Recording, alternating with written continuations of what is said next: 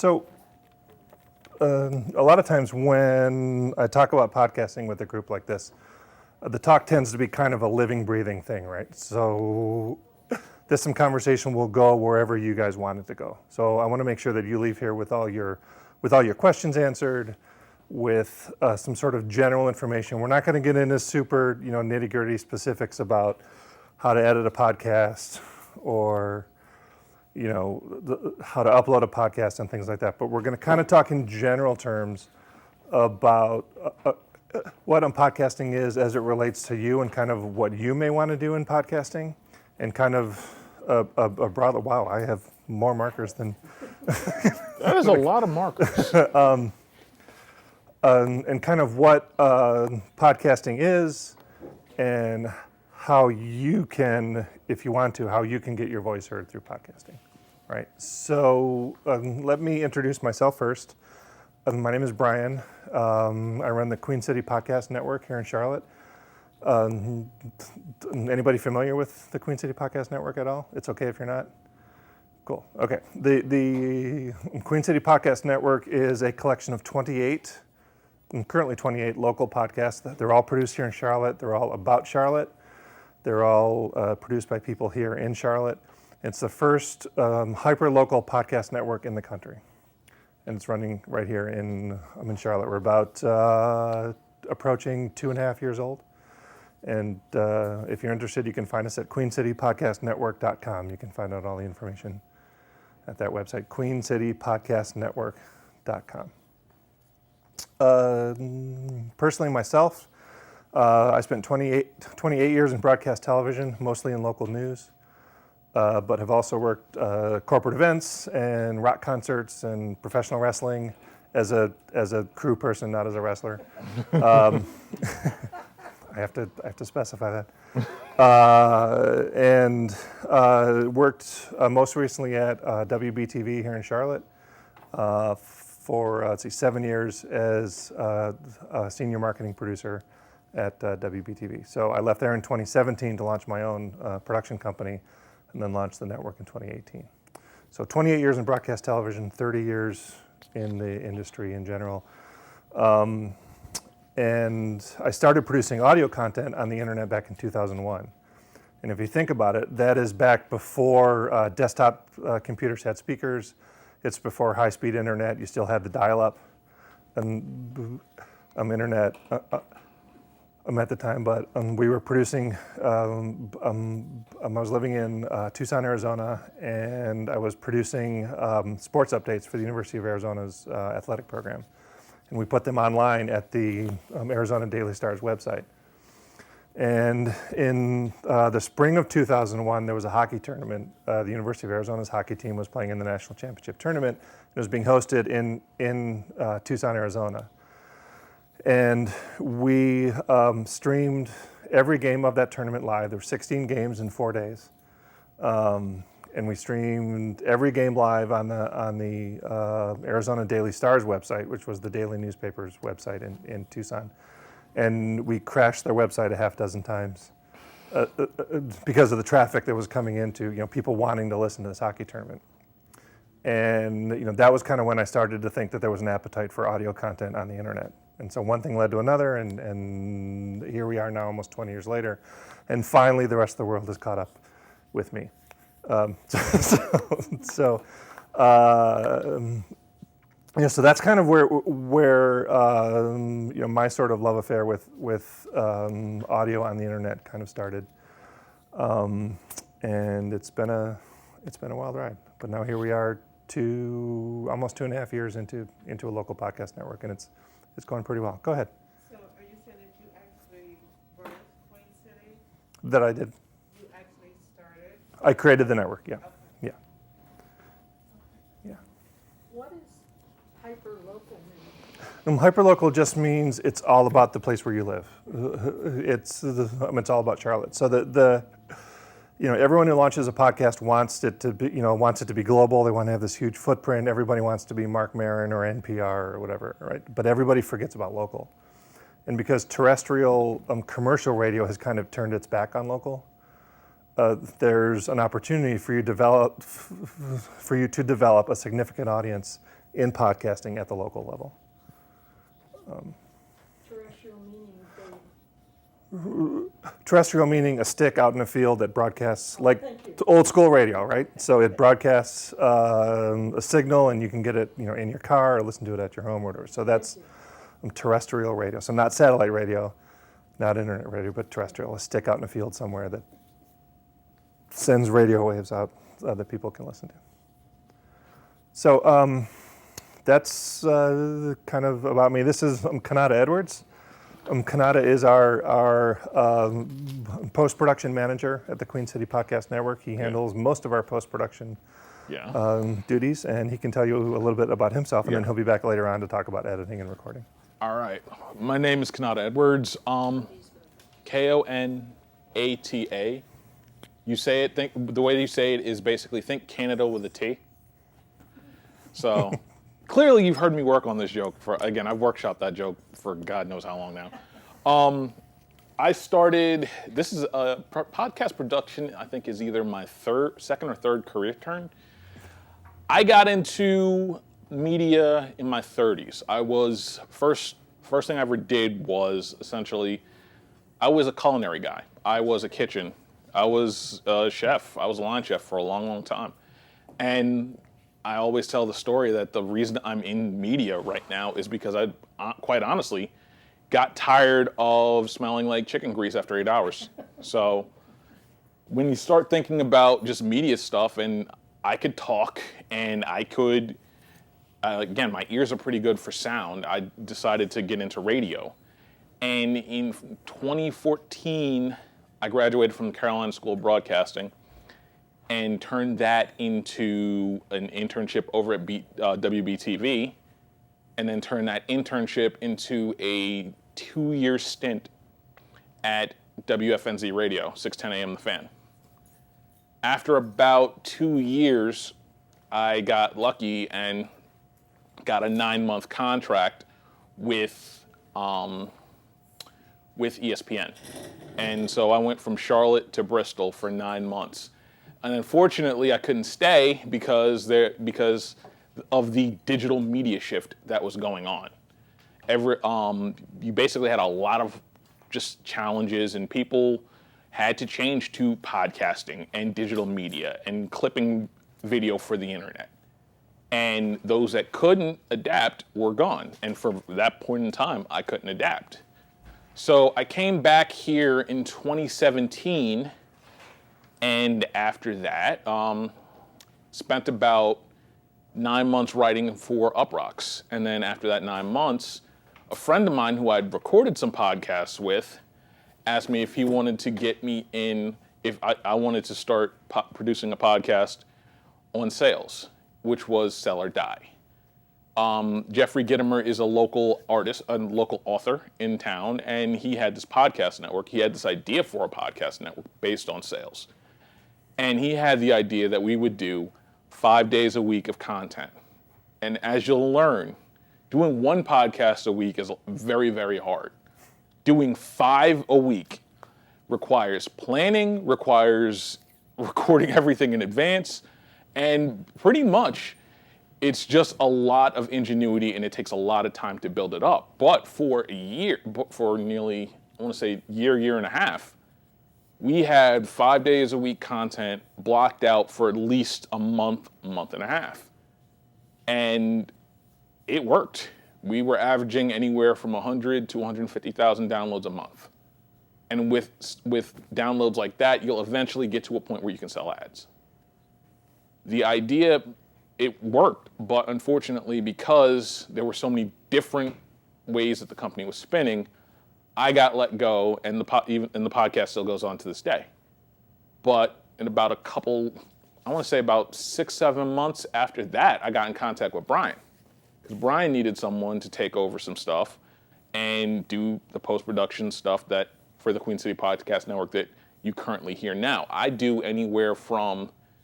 probably edit anywhere from 2 to 3 podcasts a week, which is a nice significant downturn from what I can do, what I used to do. And the big thing for podcasts, and the big thing I would always tell you about podcasts is that, how would I say this? the best way I can tell you about podcasts is they're very personal. They can be as impersonal as you want, but they can also be very informal. There is no quote unquote format for a podcast. Someone may have an idea just to, there's basically, how would I put it this way? I'm trying to think of the best way to tell you guys this, because it's a very, podcasts are what you want to be. And the best podcasts I've ever heard are the ones that are just truly that person's concept. They bring so much of themselves into it. That's why you see the Mark Maron succeed. That's why you see a lot of the national guys succeed, because it's fully them. It's a fully podcast produced, and it's an extension of themselves. And the big thing before we even get started is, if you guys have that extension of yourself, then you guys can fully project that extension of yourself. Your podcast is going to be successful, and it doesn't matter what kind of equipment you use. So I don't want to take this question from Brian, but I would just love to know, what's your favorite podcast? I've never heard one. Really? To be honest. Okay. And I've never heard one. I've heard about them. I might have heard it and not realized that's what it was, because I follow things on certain things, but I'm not sure. I do a lot of YouTubing, and maybe, are there podcasts on that? YouTube, it's funny because I know Joe Rogan, who ironically signed a $200 million deal with Spotify. He puts his podcasts on YouTube. Yeah. Then maybe I've heard them. Then you probably have. And yes. I haven't listened to it via podcast, but Reveal, yeah. But the thing is, a lot of the TV shows you know and like if you watch ESPN, they'll take an audio only version of the show that you can watch, NFL Live, or The Jump, or even Around the Horn, or something like that. They'll take that audio content and they'll put it on their podcast feed just in case you missed it. Things that you don't think can be podcasted will actually be podcasted. TV shows are doing this more and more, if it works in terms of getting people to download and getting people to listen. And hey, sometimes you don't necessarily want to watch your favorite TV show, or you're in the car and you feel like you've missed something or missed an important discussion, and you want to catch it because of the advent of Bluetooth. It's been one of the biggest, it's been one of the biggest ways to that's helped with the podcast explosion, is just the advent of Bluetooth, where you can now listen to your podcast in your car and there's no specific hookups to it. You don't have to mess with a whole bunch of wires. I know, because the way I would put it is, how many of you guys used to have that adapter for MP3s, where you would put the tape player, again, you would put the tape player and that'll go digitally, and then you have it in your speakers and it wouldn't sound as great, right? Think about that now with Bluetooth, where it sounds great and it sounds like you're in the building. It sounds like you're you're listening in on that conversation. So that's the best thing about podcasts, is it can take you exactly where you are. Yeah, good. Thanks, Kanata. No problem. So it sounds like you guys are like, how many of you have listened to a podcast? Just a quick show of hands. Okay, so you have. So the majority of you, it sounds like, maybe haven't even listened to a podcast yet at this point. So we're going to take a couple steps backwards. Yeah. Right, go ahead. You have. Maybe I'm an older person, okay? That's okay. Senior citizen. That's all right. I don't know what this podcast is. Okay. Number one, I've been told about podcasts. Okay. I've been encouraged to do podcasts. All since I was a kid, we listened to radio. Mm-hmm. Okay, so all of the thing that we listen is the radio. Right. Then from the radio, we advanced to television. Mm-hmm. Back then it's black and white. Yep.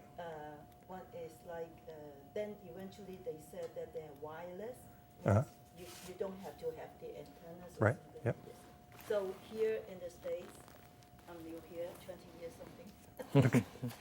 So all I know is then you have the TV, which is the local TV. You don't need the cable. You Right. have to pay for it. Uh-huh. Then now you have to pay Right. in order to get news, in order to get this and that. So not everybody can afford to pay those, what do you call it? They said $1 a day. Yeah. They X up, okay? Oh, it does add up. Okay. Yeah, So because nobody watches TV for one day. Eventually, I noticed that lately, you don't Yeah. need that add up by the new technology of the TV. Yeah, yeah. So you just have to, and then when I switch it on, it's a whole bunch of stuff. What are these? So I had to Yeah. call my niece. I said, "Come on, help me to just hook it up. I just want a few channels. That's all." Yeah. Because the others, if you mess up the keys, you got nothing to Right, watch. right, right. So I was graduating from you were talking about broadcasting school. I was graduating from a broadcasting school 2 years ago. Okay. But still, I don't know what to do. Sure, sure. I get it. It's okay. So I want you to introduce, So the question is, what is a podcast then, right? So let's talk about that. So what is a podcast? So for the couple of you who have listened to a podcast, how would you define what a podcast is? An opinion. An opinion, okay. Your opinion, Uh-huh. your narrative, Okay. Okay, so your narrative. and the narrative of others with the same. Okay, I like that. I like that. How about you? And I'm sorry, I don't know your names, but go ahead. I don't basically say the same thing, but to me, it mimics like a TV show almost, Okay. but without a whole bunch of moving parts. Sure, sure. Okay. So we have opinions and much the same except it mimics a TV show. Okay. So let's even take a step back. I'm going to step back from there. I'm going to talk about exactly what a podcast is. So a podcast, and there are various some definitions of this, right? There are people who, like old school podcasters, will stick to this particular definition. Other podcasters will tell you that it's that, but it can be this too. So a podcast is a piece of audio content that is is available in a wide variety of places, but not from a broadcast source, right? So it's a piece of audio content that's available on the internet in multiple places, but really not at any broadcast sites, right? So it's almost a tangible thing that you can kind of hold in your hand and listen to at your leisure, on demand. Stop it and start it and rewind it if you need to. Listen to the whole thing, don't listen to the whole thing, whatever you want to do. It's almost a little piece of audio that you can hold in your hand. So you're talking about podcast, it's just that Yes. piece of material, Exactly. probably on the radio, on YouTube, or Not on the radio and not on YouTube, no. right? Okay. So where can you get that? You can get it through Apple Podcasts, which is the podcasting app. If you have an iPhone, Just on the app? yeah. If you have an iPhone, it's already installed on your iPhone. It's called the Apple Podcasts app, and you can source podcasts. And that's the number one source for podcasts in the world right now. 90% of our traffic at the Queen City Podcast Network comes from the Apple Podcast app. Okay, so most people who are listening to podcasts are listening to it through the app. Go ahead. Quick question. Mm-hmm. So you're saying it's on the Apple Podcast app? Yes. When you go and put your personal information out there on the Apple Podcast app, does it mean it belongs to them or is it yours? When you say personal information, what do you mean? Like, I'm sorry. No, that's okay. I'm just saying your podcast, period. Yeah, okay. Okay, so this is, all right, we're off the rails already. So, it's okay. So when, I'm going to get that. Don't let me forget. I'm going to get to that, but I don't want to put the cart before the horse I'm in the podcast discussion. But don't let me forget because that's an important question. If you don't have an Apple phone, the other kind. Yes. The other one. What is the app? There's a Google. It's on Google Play Store. Yeah, there's Google Play has a store on the Android app. There are also, there's a million other places we can get podcasts. There's Stitcher, Stitcher. They've got an app. Stitcher, Stitcher. They're about to get bought by, who's about to buy Stitcher? Is it Spotify or is it? No, it's not Spotify, because, yeah, there's, at the higher levels of podcasting, there's a lot of moving around going on right now, and a lot of money being thrown around. We're not at that level with all the money. So, Yeah. So yeah, there's Stitcher. There's an app called Anchor, Anchor. There's Podbean. There's Blueberry. There's a million other places. Stitcher's a great place to start for podcasts. If you don't have Spotify, access too. to Apple Podcasts, what's that? Spotify as well. Yeah, Spotify is in If the you're podcast game streaming as well. music on Spotify, then you can stream podcasts as well. It's also a nice way to do that. Are these for pay or are they free or what? It depends. They are mostly free, and that's actually kind of one of the other definitions that the purists have of podcasting, is that this is programming that's available for free. Now, so the conversation came up a month or so ago when Spotify pulled a truckload of money up in front of Joe Rogan's house and said, hey, we want you, Joe Rogan, to move your podcast to us and we'll give you like $200 million to do it. But his podcast now will only be available on Spotify, right? Including all his back catalog. And I believe it's on the Spotify subscription model. So you have to subscribe to Spotify to hear Joe Rogan in his podcast. Go ahead. Those of us who may not be familiar with Joe Rogan, you say his name several times. Yeah, he's a stand-up comedian. Joe Rogan has arguably the most listened to podcast in the world right now. What's the name of it? The Joe Rogan podcast. Yeah. He's a stand-up. He has a very specific audience. A lot of people really like him a lot. He can be a little controversial, but has a real specific audience and a very large audience. Who have been some of his guests that we may know? Name a celebrity. Okay. Yeah, exactly. And political figures and a lot of other people. He will say a lot of things that can be kind of polarizing. Actor from news radio? Exactly. Yep. Yeah, and he also does play-by-play for UFC. the UFC pay-per-view events and things like that. So he's a big UFC guy, smart guy. Did stand up for a long time and has done some acting, but now he is making his money in the podcast world. So Spotify throws a bunch of money at Joe Rogan, but you can only hear his podcast now by subscribing to Spotify. And so podcast purists now are like, well, then he's not a podcast anymore. He's now just a specific piece of content now that you can get at Spotify. So it really kind of depends on how you define a podcast, right? So Does it matter about your voice? Because some people sound better online over there than others do. it depends. The voice quality does matter. There are people who are successful in podcasting who wouldn't be successful on the radio because of the quality of their voice. But and that's kind of the beauty of podcasting, is it kind of levels the playing field. It gives everybody an opportunity to be heard. Right? So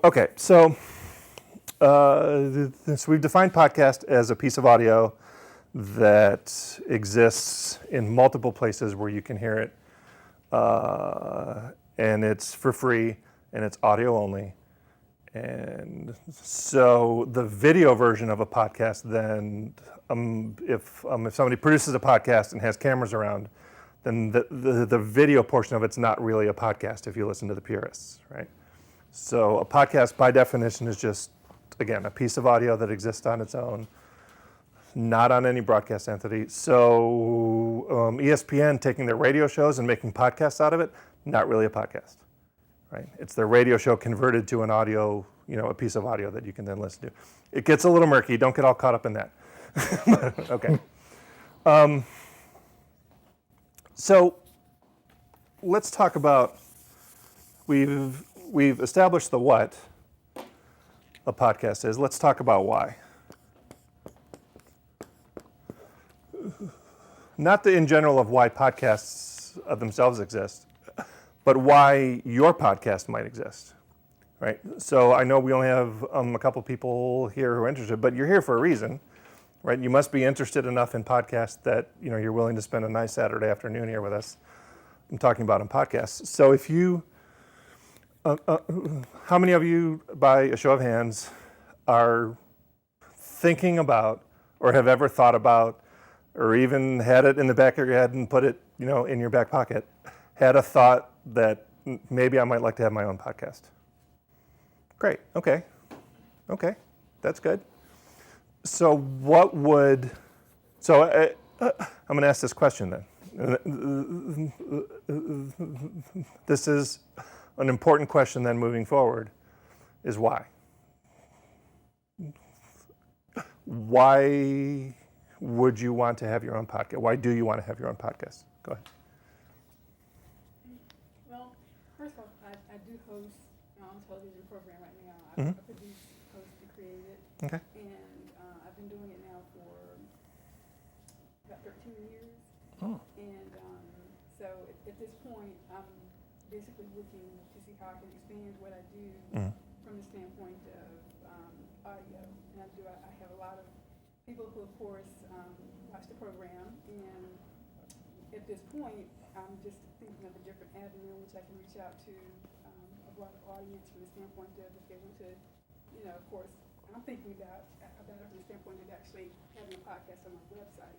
And so, I'm just trying to find out how would that differ as opposed to doing it, say, on Apple Podcast or Google Play. And what would be the criteria in which to do it on a website versus Sure. to start out that way and of course expand it to perhaps Apple Podcast or Google. Okay. Remind me when I answer her question to answer your question, or that part of your statement as well, because they're connected. And I'm not necessarily picking on you, but that doesn't tell me your why. What is your TV show about? Well, it's called Get Out to Yourself, and it challenges the viewing audience to take charge of their life through preparation, performance, and persistence. So I Okay. give different teaching topics on life application, things that people go through on a regular basis as pertains to health, relationships, and style. But of course, digging deeper into various topics within those subjects. Gotcha. So your why is that you want to help people, Right. Yes, right? exactly. That's your why, Yes. right? Your first explanation. On a broader scale. Yeah.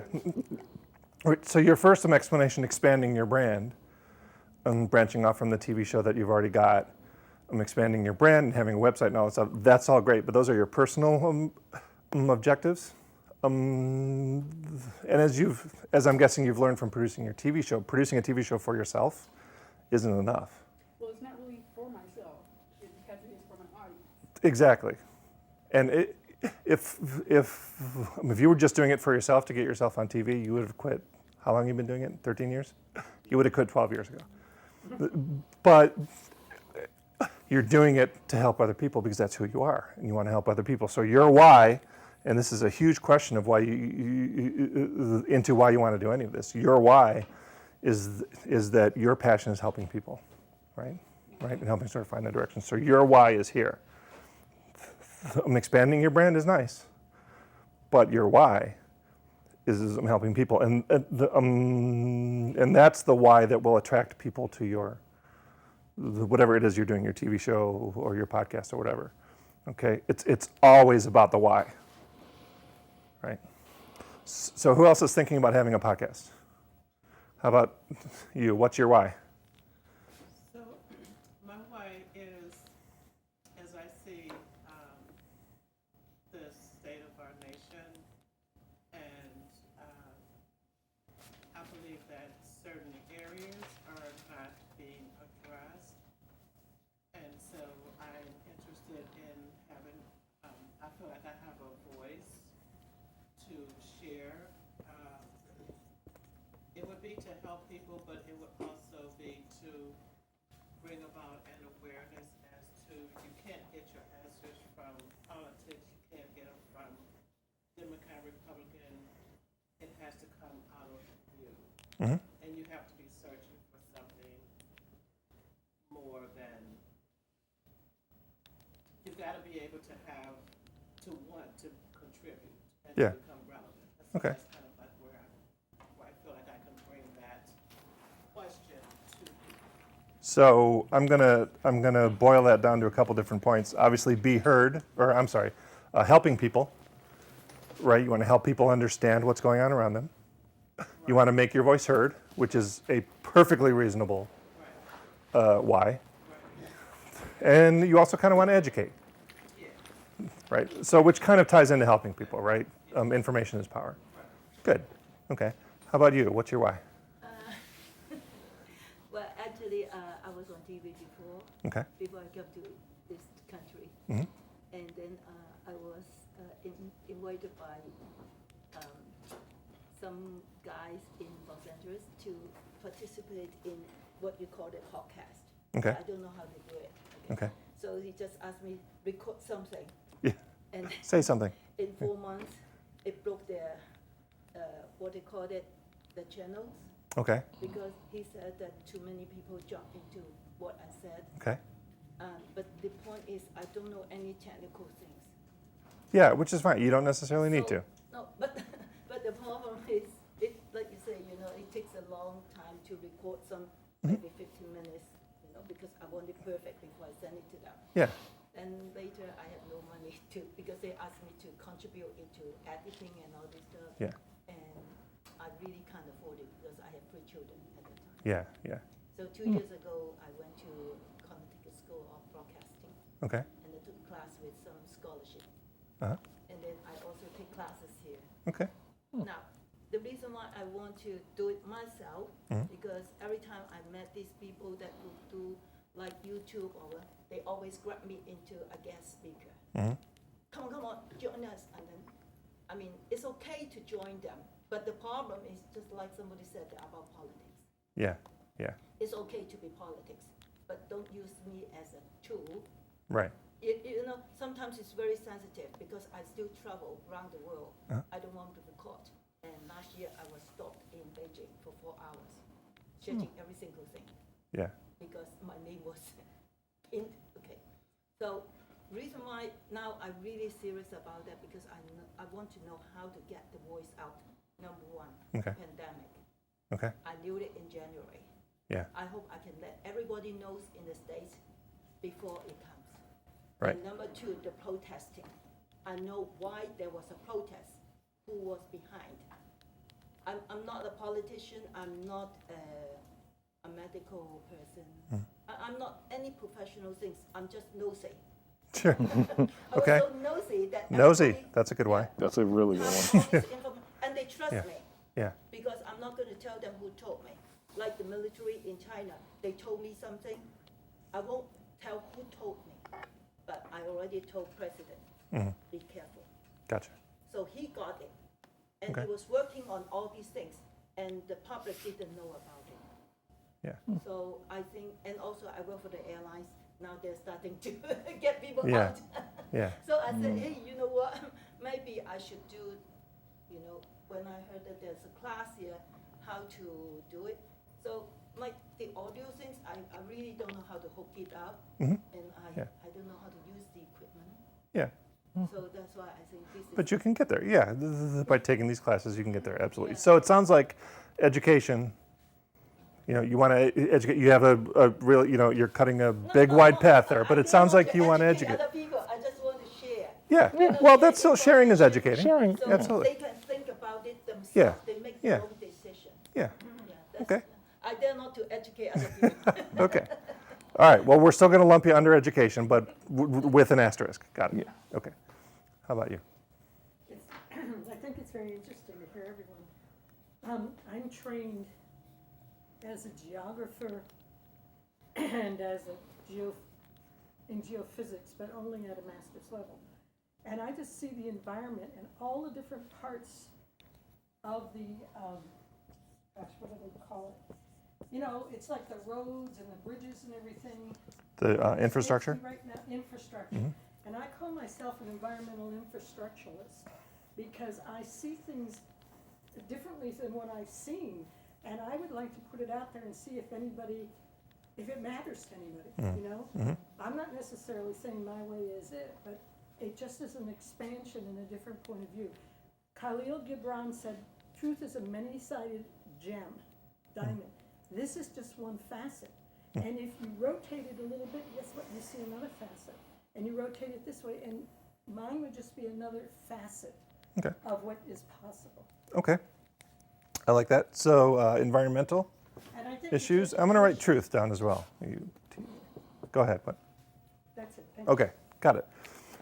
So truth as well. Some people just want to present their truth, right? How about you? If you had a podcast, what would your why be? What would be your why? I have several. Okay. Just to pick one. Why people hate. Wow.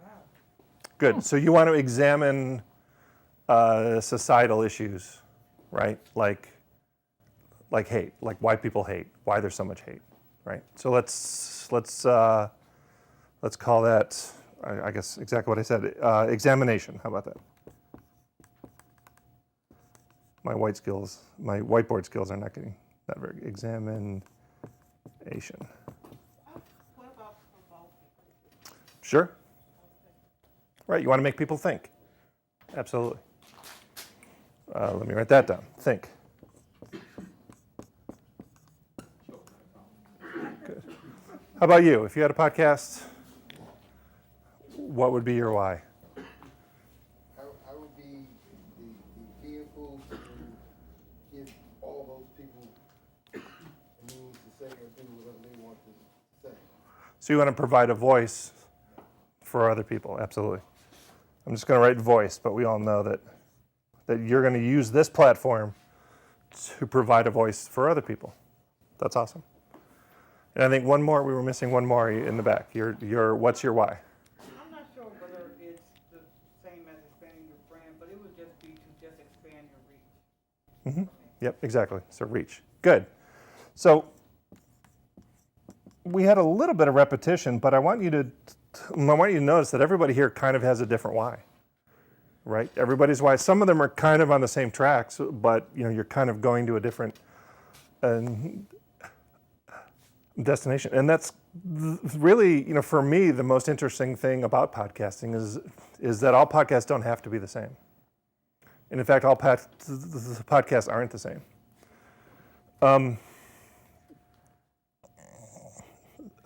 Before I get to that point, I want to say that I'm impressed with all of your whys. Because a lot of times I talk to groups and they're like, I don't know, my friends and I are really funny, and I think it'd be really funny if we recorded our conversations. I got news for you. You and your friends are not funny.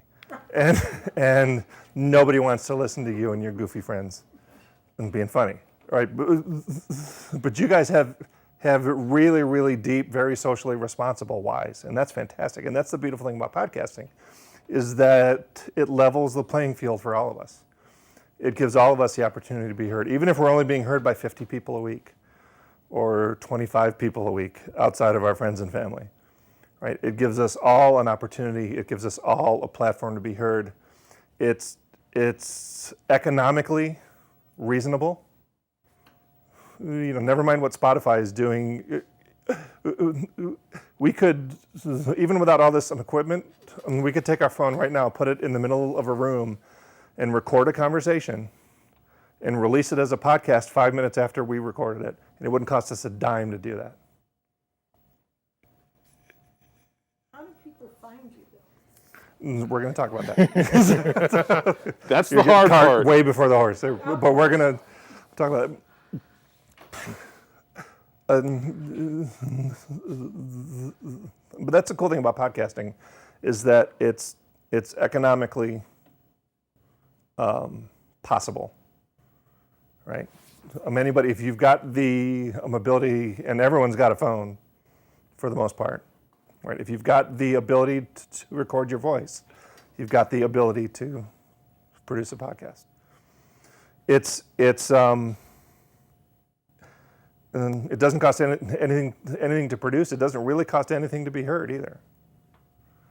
It doesn't cost anything for me. I've got an iPhone. I've got the Apple podcast app. It doesn't cost me anything to get on an Apple Podcast and download a podcast. Right? So economically, it's extremely, what's the word I'm looking for? It's available. Thank you. Yes. So one of the most important things to identify if you're thinking about launching a podcast is your why. Right? So know what your why is before you go Now, I want to make a point about, and I love your guys' whys. This is great. So, Apple Podcasts is the podcast source of choice for most podcast listeners. Like I said, 90% of our traffic at the network comes from Apple Podcasts. Something like 85 to 93% of podcast traffic around the world goes through Apple Podcasts. It's a necessary evil, right? You have to be on Apple Podcasts to make it as easy as possible for people who want to hear you. Here's the problem with Apple Podcasts, besides the fact that it's impossible to talk to another human being if you need tech support there. But the Apple Podcasts, again, the app of choice. Who can guess how many podcasts there are right now listed on Apple Podcasts? Just take a wild guess. 2 million. Lower. Low. Okay, Lower. 1 million. Way to blow my point, though. No, I'm kidding. So there's just over 1 million podcasts. Now that's 1 million. So you have a podcast, I have a podcast, you have a podcast, you have a podcast. That's 4, right? So there's 1 million podcasts listed at Apple Podcasts today. So 1 million. If we don't have an Apple phone or an Apple computer, can we still get on their Apple Podcast site? Yeah. Okay, thank you. It's basically iTunes, and then you just open up the podcast app on iTunes. Yeah. So 1 million podcasts now listed, and this is actually interesting because right before the COVID-19 shutdown began, everybody made a big deal out of there's 750. Like we just crossed the 750,000 podcast mark on Apple Podcasts. That was in March. So that means since the COVID-19 lockdown started, 250,000 podcasts have been launched in the last 6 months, whatever it's been. In the last 20 years, it's been since COVID started. So 250,000 podcasts have started. So I think it's going to be babies and podcasts. That's what's going to come out of COVID-19. That's a good joke. You guys, That was a great joke. I was laughing. I stand by that joke. All right. But how many of you can guess, of those 1 million podcasts currently listed at Apple Podcasts, how many of those have released a new episode in the last 3 months? 20%? About 25%, actually, yeah. So 200, and again, these were March's numbers, but 250,000 of those podcasts on Apple Podcasts have released any new content in the last 3 months. Which means what? There's a lot of discontinued podcasts. There's a lot of stuff on Apple Podcasts that's just not being produced anymore. Right, so what happens is people start to produce a podcast, and it's fun for the first couple months, and then they start to realize how much work it is and how hard it is to get people to pay attention and to listen, and then they miss an episode, and once you've missed one episode, it's easier to miss another episode, and then it's been 4 months and they haven't produced anything. Sounds like here. Exactly. Podcasters call that pod fade, PODFADE.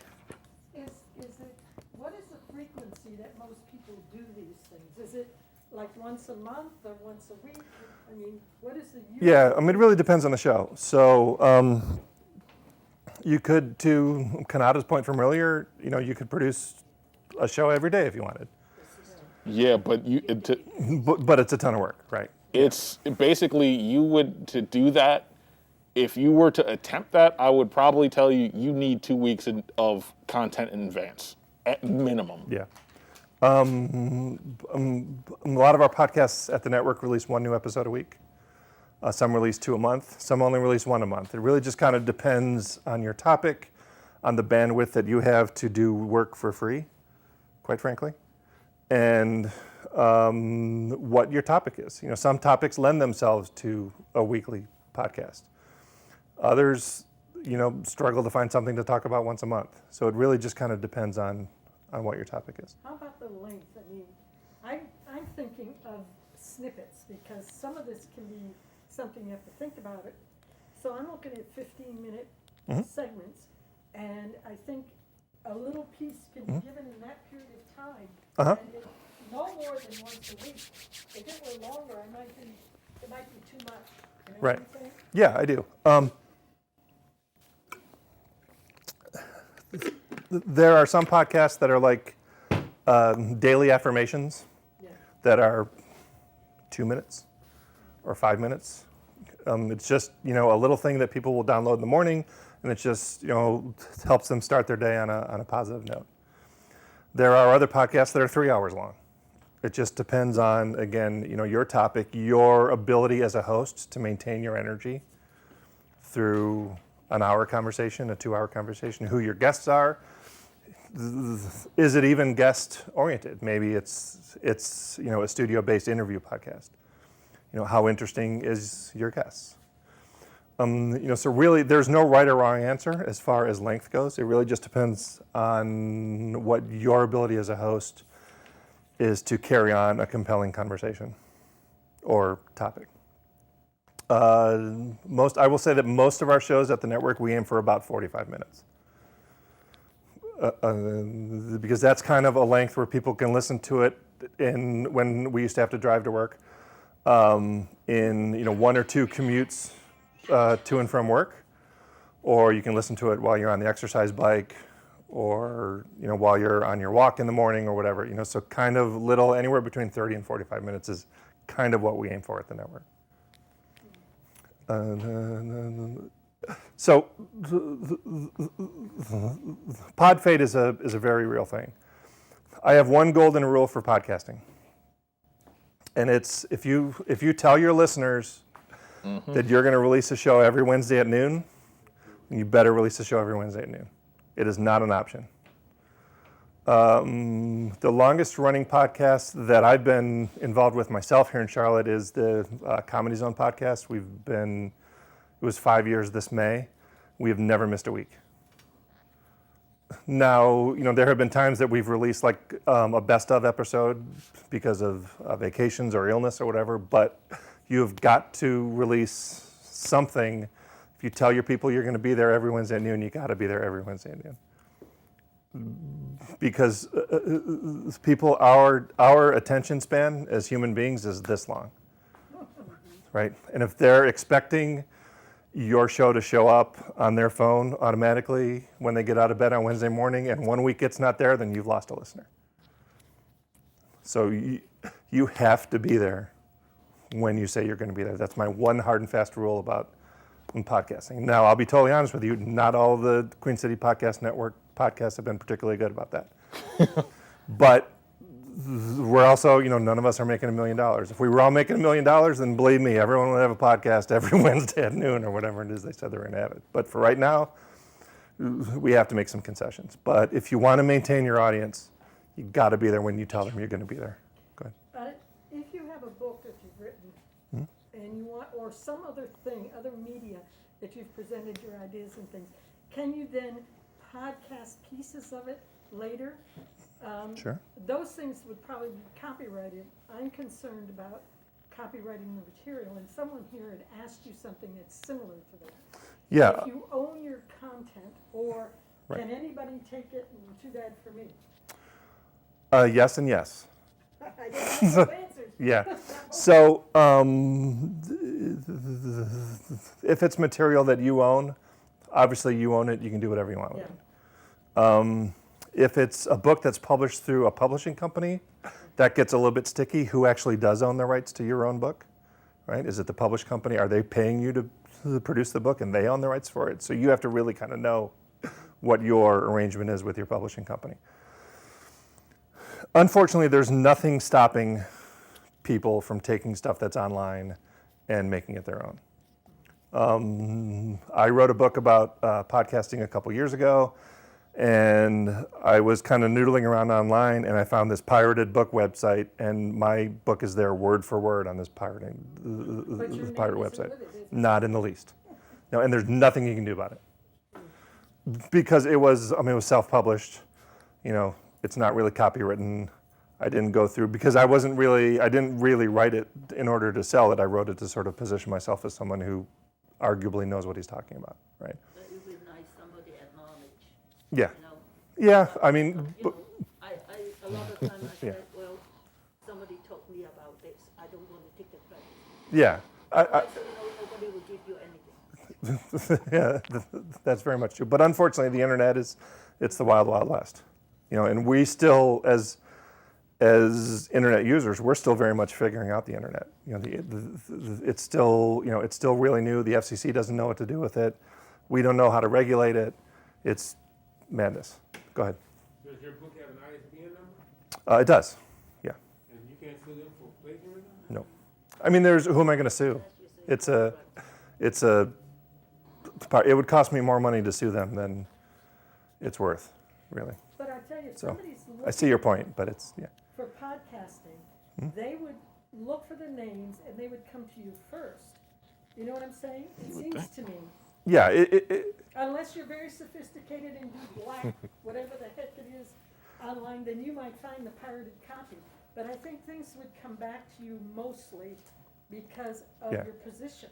yeah, it's not the end of the world. And actually, I was kind of flattered. But again, I didn't necessarily write the book to make $1 million. I wrote the book to position myself as you know, again, someone who may or may not know what he's talking about. So but I'm back to the point. So you just have to be there when you say that I'm going to be there. Does anybody know the attention span of a goldfish? Anybody? Longer than people?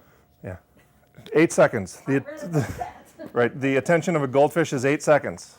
Humans is like 7, right? The human attention span now is 7 seconds. So literally, it's less than that of a gold. So here's people. Our attention. So you've got to. You have to get people's attention right away. You know, and then and maintain their attention. I mean, to that point, if you miss a week, you're going to lose listeners. All right. So how are we doing on time, Kanata? It is 2:30. We got 2 hours. Okay. Can I ask you something? Of course. Do you want to just do one podcast and that's it? I mean, One you have- episode? Yeah, one episode, excuse me. Sure. Yeah. Do many people do that? Sure. Yeah. How much of an audience, though? You won't get a follow-up. Well, okay. So I think if you wanted to produce one episode of a podcast about a specific thing, and I actually had a client who did that. But I think it was your point, they just took that episode and put it on their website. So it wasn't on Apple Podcasts. It was actually, you edited that one, I think. Oh, that's right. I did. It was the legal one, yeah. Yeah. So, you know, they took it and used it to expand their brand and put it as a piece of content on their own website. You know, so that's a thing that you can do. You probably wouldn't take a podcast that was just one episode and put it on Apple Podcasts and all that stuff because there's 990, thousands of other podcasts on there that, you know, you're just going to get lost in the shuffle if you do that. But we are going to talk about how to get people to listen a little bit later on. So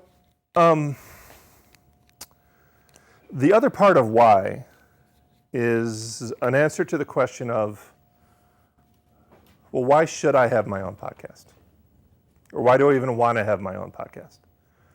Right? There's literally a million other podcasts out there right now. Why would somebody want to listen to what I have to say?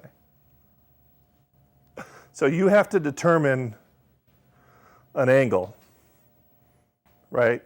And it's part of your why. Of why people want to listen to your podcast. So why would people want to listen to your podcast? Now there's one big part of that part of why, a subset of the subset of why. And that's because it's your podcast, right? So it's yours. So how many other people on the planet have the experiences that you've had? Exactly. How many other people on the planet see things the way you see them? Or see the things that you see? Or have lived through the things that you lived through? Zero. And that's the number one why that separates you from the other 999,999 podcasts that are out there. Is that this podcast is yours. Right? And nobody else can provide the content that you can provide.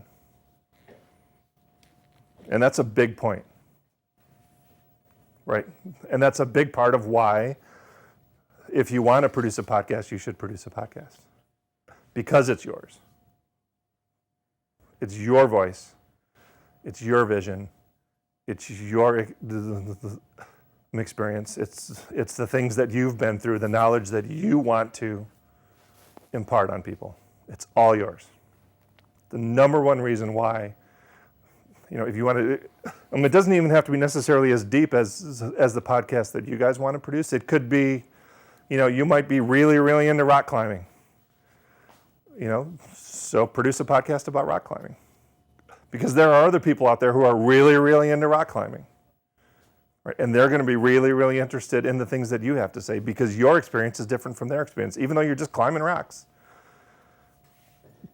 You may have stumbled on a different rock than I would have stumbled on, and I'm going to find out why did you stumble, or, I can't climb this one mountain, but you did it. How did you do it? So that why, that level of experience, that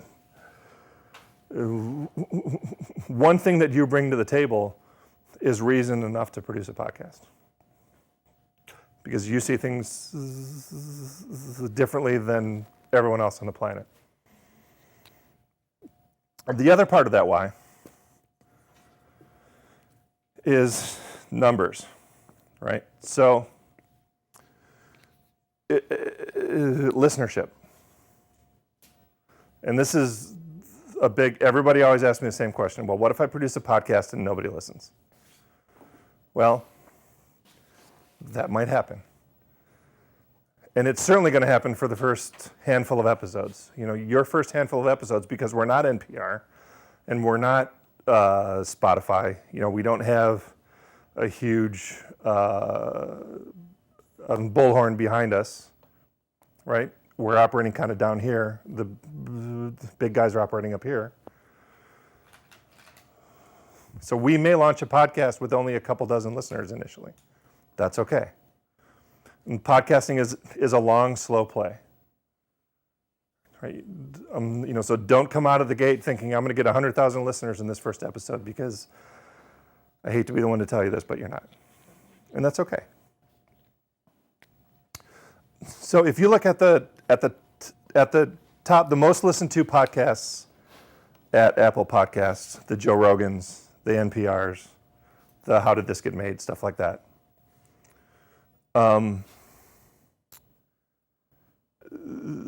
Forget about what the top 1% is doing. You're never going to get there. And the good news is you also don't have to. You might get there, but you're probably not going to get there. Right? And then forget about the bottom part of that scale too. So if you look at the average amount of listeners for a podcast episode on Apple Podcasts in the 30-day window, right? Because people can, some people wait for podcasts episodes to get listened, and they listen to on the day that the episode is released. But most people don't do that. So when they try to tally the numbers for podcasts, they look at a 30-day window. So 30 days from the day that episode was released. The average number of listens to a single episode of any podcast in a 30-day window, who wants to make a guess? The average number of listens of every podcast on Apple Podcasts in a 30-day window. 1? Somewhere between 1 and what we're looking for. What was your? 50? It's a little higher than that. Oh, really? It's 160.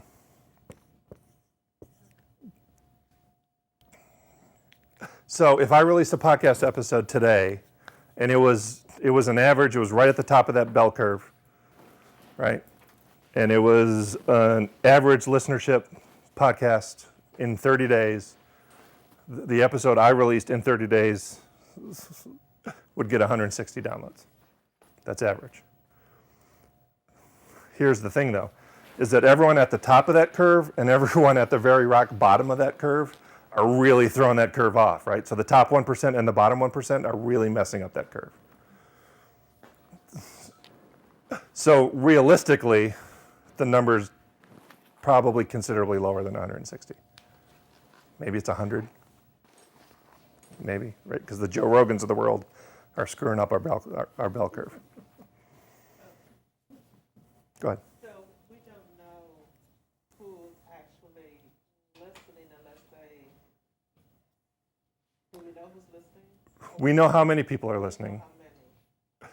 We don't necessarily know who. And that's actually one of the hurdles to generating advertising on podcasting, is that we don't know specifically what the demographics are of the people who are listening. So we can guess based on our topic. I can, of the 28 podcasts on the network, I can tell you who I think is listening to each one based on the topic, but I don't really know. The only way really to kind of generate user data like that is to conduct some sort of user survey. And that can be expensive and complicated. And it's one of the things that's holding podcasting back from generating advertising dollars at the level that we're working with, because companies are used to, businesses are used to advertising on the radio, and they're used to having that information. They're used to knowing that, that this audience is, families of 4 with 2 cars and they live in this part of town and all that. They're used to, really granular demographics. And right now we can't offer that.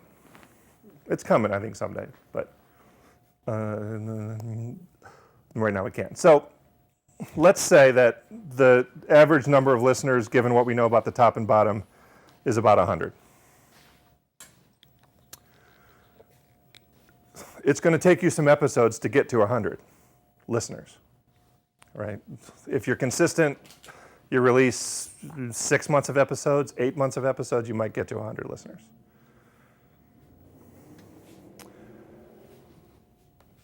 Let's say you're a business. I get this question from local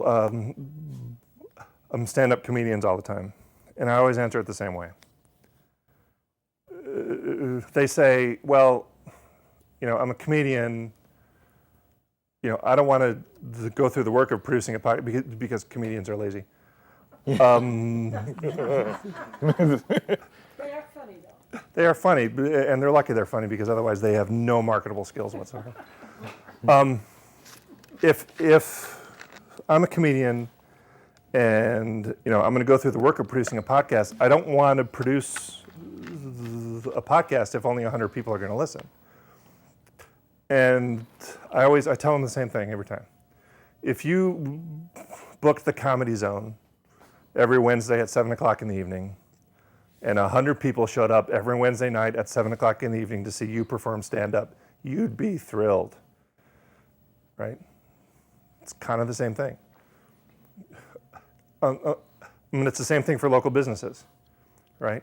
If you're a roofing company, or you're a hairstylist, or what's another business?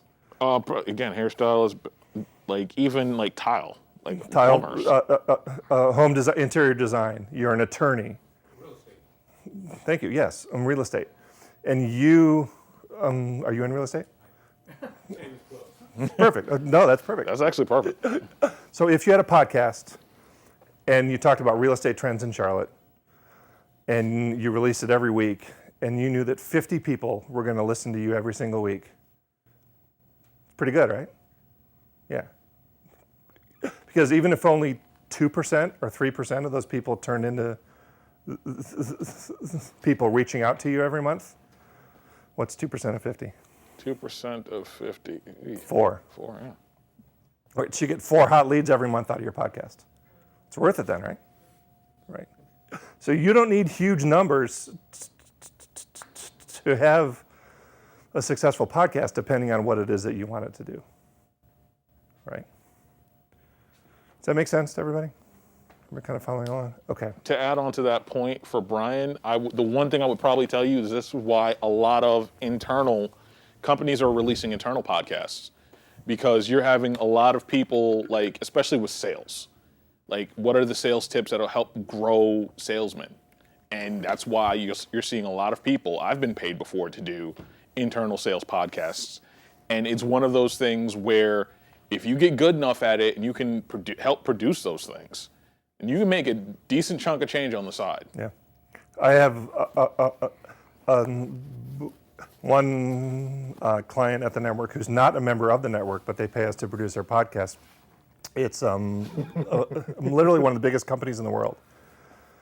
Employees, they've got employees spread all over the world, and they use podcasts for internal communication. Their CEO does a weekly, not weekly, but bi-weekly or monthly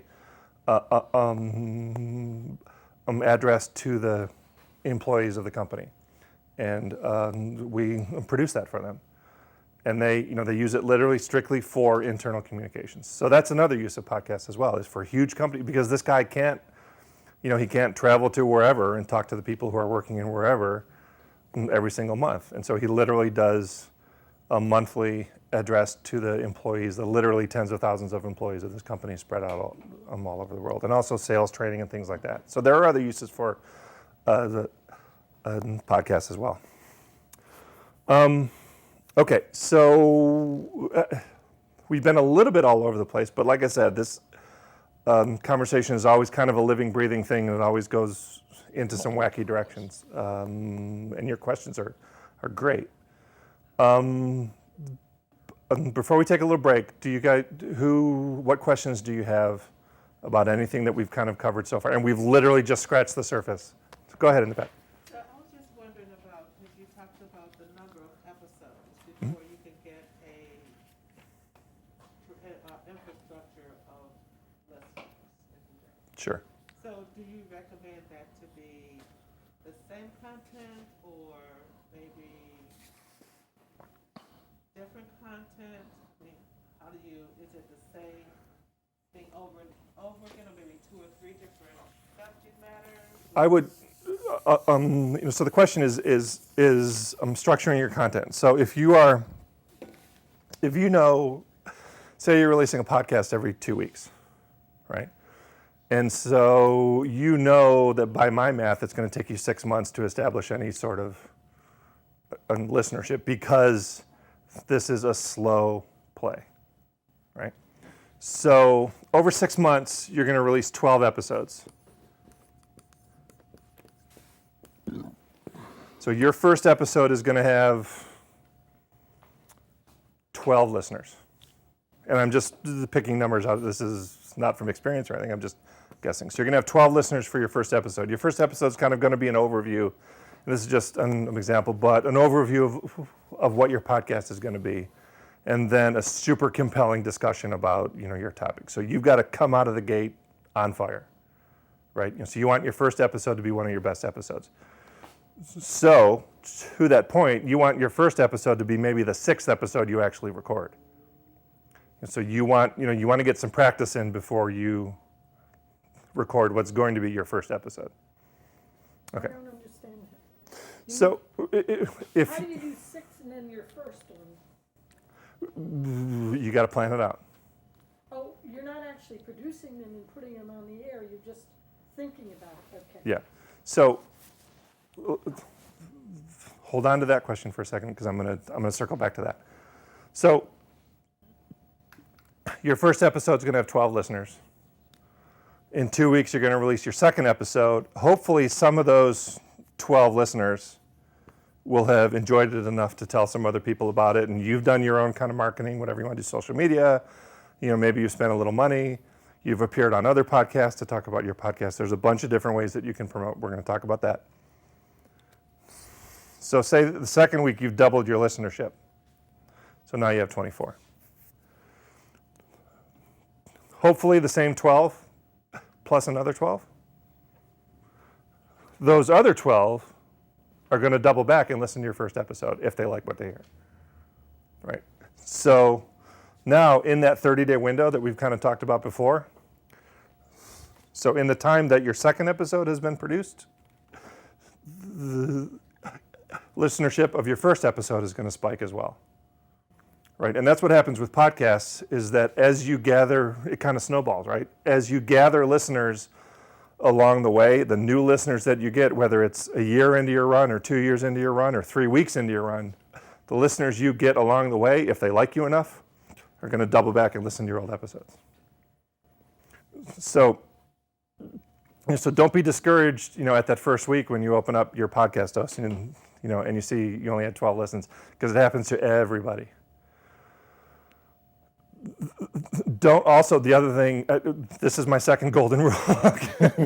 I realize you're only supposed to have one golden rule, but this is golden rule 1A.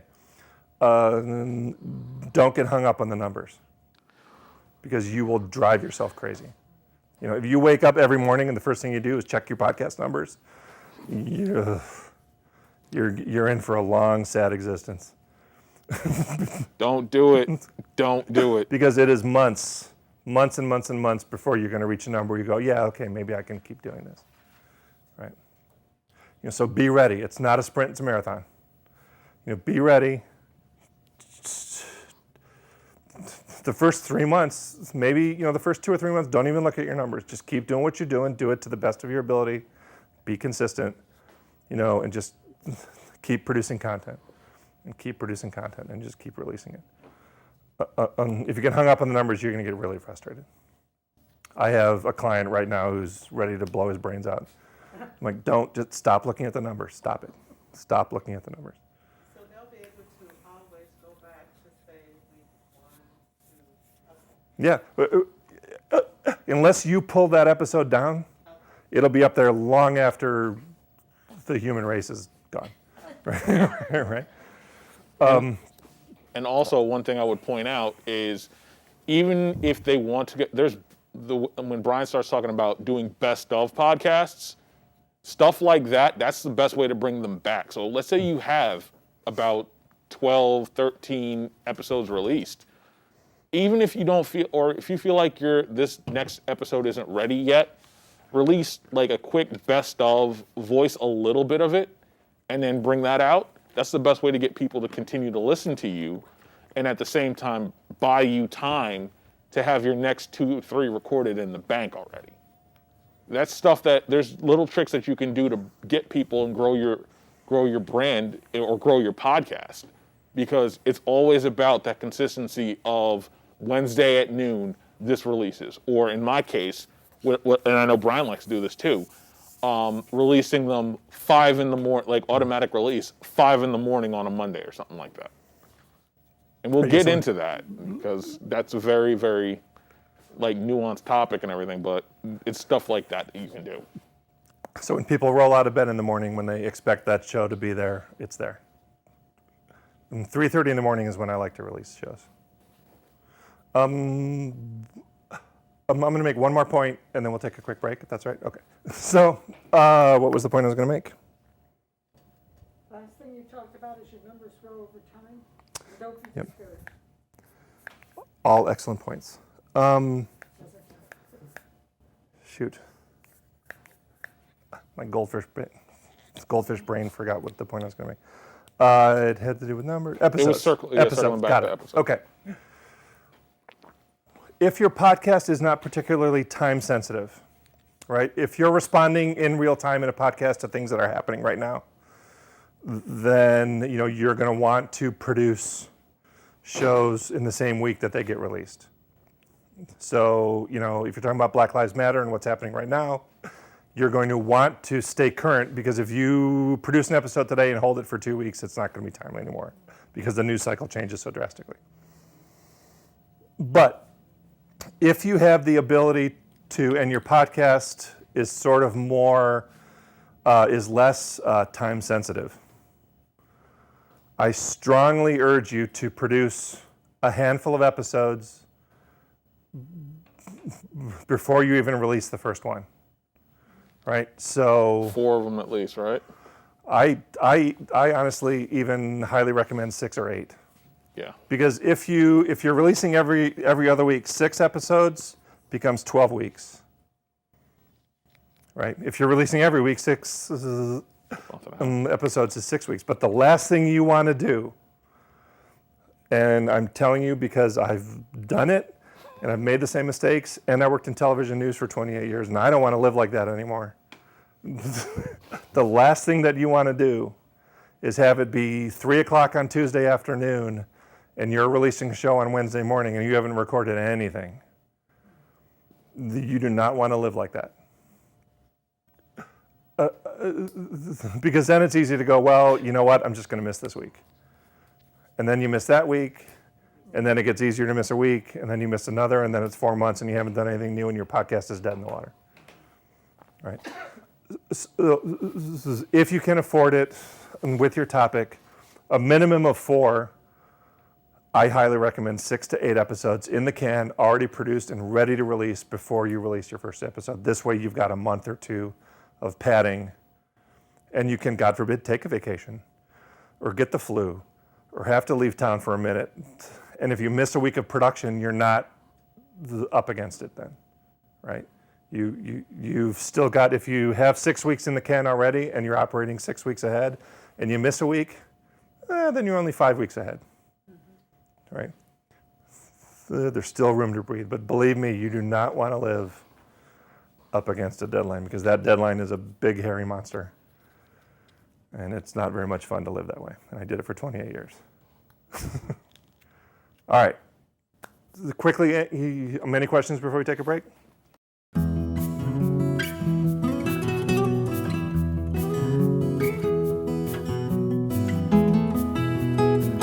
Hey, I want to do this podcast. I figured out my why.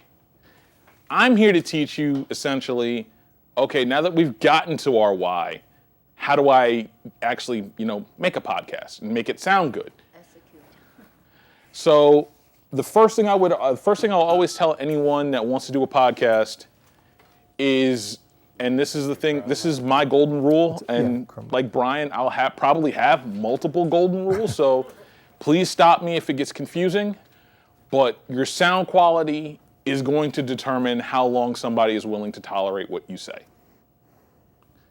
If your sound quality, so the best way to say this is you could record, theoretically, your podcast on a phone and then upload that to a different, and you can upload it theoretically to Apple Podcasts or SoundCloud or something similar to that. You could theoretically do all that and upload it, but the sound quality compared to like a Joe Rogan or even someone that has a little bit more than you is going to determine, basically they're going to listen to the better sounding podcast. Sound quality should be your number one concern when you start talking about podcasts and how you're going to do that. Now you're probably thinking, okay, how do I make this possible? How do I make my sound quality a little bit better?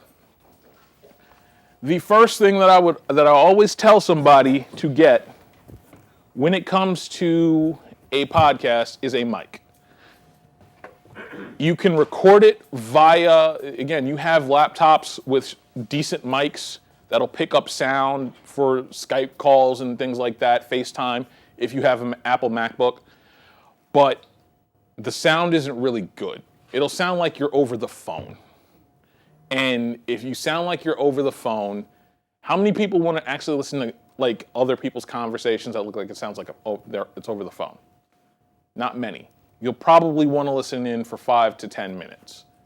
And also, when it comes back to it, and this is the thing, the other golden rule I want that I've said already, but you do not want your podcast to sound like work. It's not meant to be work. It's meant to be fun.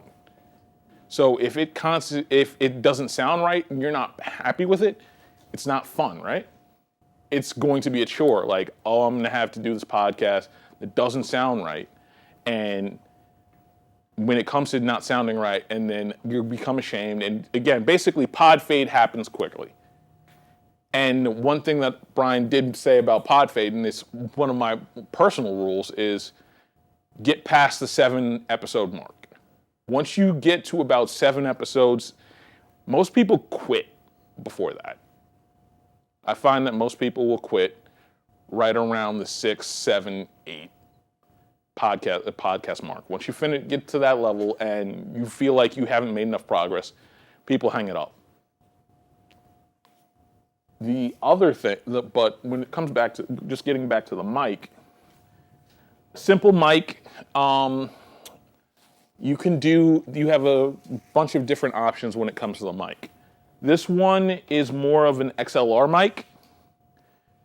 You can, and this has a board to it as well, but for me, I'm not one of those that will need necessarily a board. It's the easiest way to record something, for me at least, is a computer and a USB cord. All you need, and for those that are wondering, do you need the newest, fanciest laptop? No, you don't. There are multiple, you don't have to have the latest. I record Charlotte Newsmakers for Queen City Podcast Network on a 2011 MacBook that basically is whines and wheezes, and for the most part doesn't do much other than that, but works perfectly when it comes to sound editing.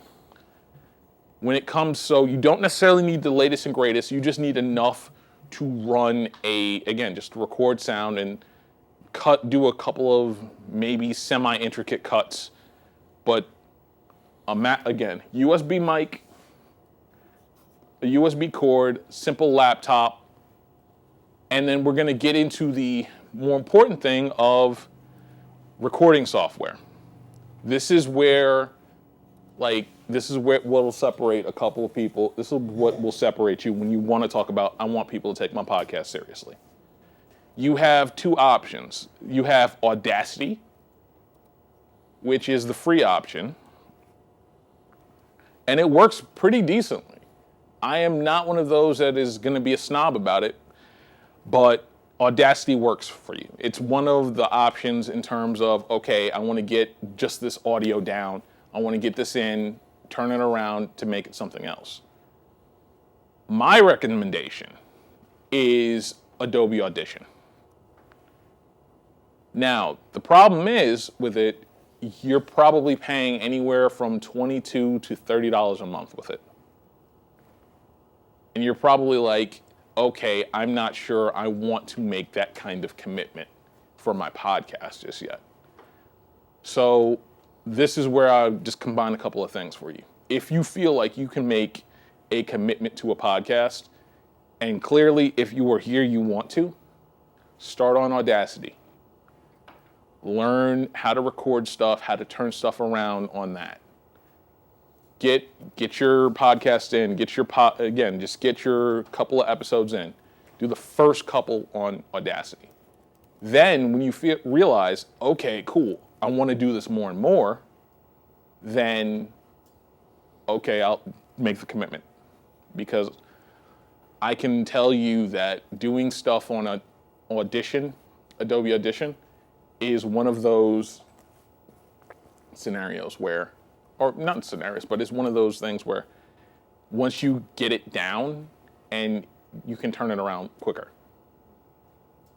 Because audio editing can take as long as, depending on the format of your podcast, it can take from 20 minutes to an hour.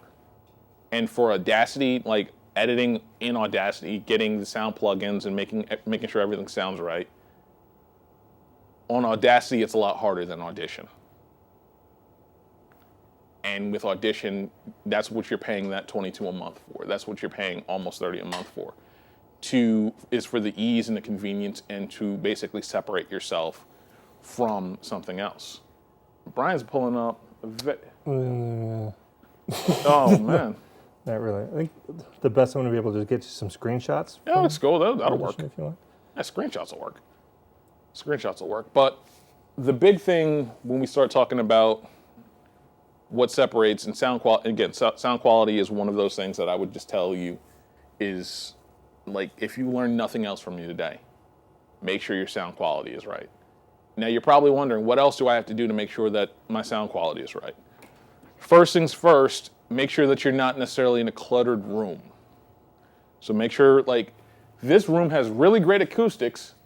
Oh, that's a perfect screenshot. Yeah, that'll work for you. That's a perfect little screenshot right there. Excuse me, before you go Yeah. say what type of mic, brand type mic, or USB, the thing is with you, for me, I use a Blue Snowball mic. The Blue Snowball, I believe, is about 120, 130, but I bought mine, I want to say, about 4 years ago. Yeah. And Blue is the brand. Blue is the brand. Yeah. Blue, right. Blue is the brand, and it's one of the more solid mics. There are entry-level mics, about 40, 50 bucks on Amazon that I would probably also recommend.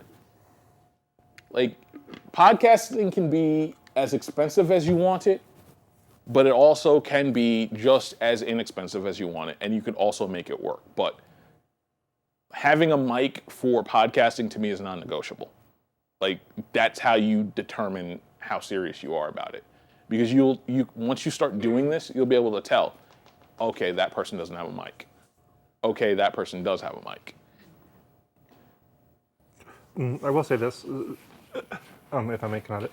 Go ahead. I myself, since I have that broadcast background, I tend to migrate towards equipment that I'm familiar with. So stuff like this is what you would see, a radio station show up with. It's just the equipment that I'm familiar with. I'm not opposed to USB microphones like the Snowball and things like that. They work just fine as well. It's just that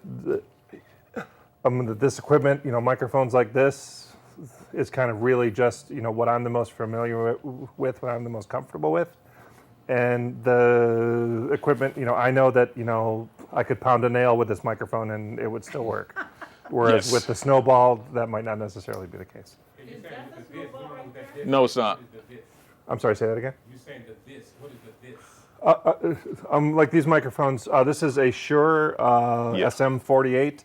It's about 120 bucks. SM40. Yeah, Shure is Yeah. SHURE. Extremely reliable microphones, kind of the microphone of choice for musicians. Studio and equipment, yeah. Comedy clubs and studio equipment and things like that. It's, again, I could pound a nail with this microphone and it would still work. Does it come with 140 price? Yeah, 140. About 120, 150, somewhere around there a piece. Yeah. Does it come with a stand? Generally speaking, no. Yeah. Sometimes they'll come with a clip and a little stand that'll break in the first 3 days. A lot of stands and stuff, you kind of have to buy that stuff separately. The Blue... Because when you move it around, does it make noise? I mean, Yes. you move it some? Yes, Okay. mics are very, very, very sensitive. Mics are very sensitive, but the Blue Snowball mic, part of the appeal for it to me is that it already comes with a stand. That's what I was wondering. That's, again, that USB mic will come with a stand. All you got to do is plug it into your computer and you're ready to go. Because my big thing is, and this is why I can do stuff on a laptop, is I can take my subject, if I need to go interview somebody and they don't necessarily have a great internet or your internet connection is not good. Okay, great. I can take my studio to you and use just one mic and get going. That's why I love the USB mics, because if I don't do the wired mics, if I do the wired mics with the board, yeah, I can take this with me. But it's a little bit more, it's not necessarily more of a hassle, but there may be another couple of steps, and boards can be kind of fragile, especially like boards like that.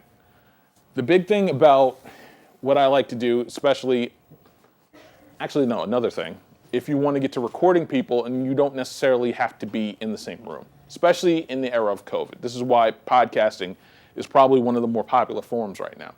You don't necessarily have to be in the same room as someone to interview them and have their thoughts go down. So when we start talking about that, you can record over Zoom. And how many of you guys have done Zoom meetings right now? Very true. But Zoom is one of my ways of interviewing somebody. In fact, I did an interview with somebody over Zoom yesterday. But The big thing is you don't necessarily have to use video when it comes to Zoom. All you got to do is say, okay, turn the cameras off. We'll save a little bit of bandwidth. Hit record, and your conversation is ready to go. There are other ways to do this. I know QCPN uses Zencastr. Zencastr for a while during the pandemic was free. Now it's a certain amount of money, but at the same time, the sound quality is a little bit better. You don't necessarily need Audacity or something like that. It can be done over a web browser and it doesn't have to take up too much hard drive space. ZENCastr.com. That's the website that you'll be able to find all the information on. Zencastr. Yes, ma'am. Question. Now, I know there are a lot of people, they do this software, and sometimes you can hear them, and sometimes it's visual. Periscope. Okay. Ooh. Yeah. So how does that equate to, like? That's more of a live situation.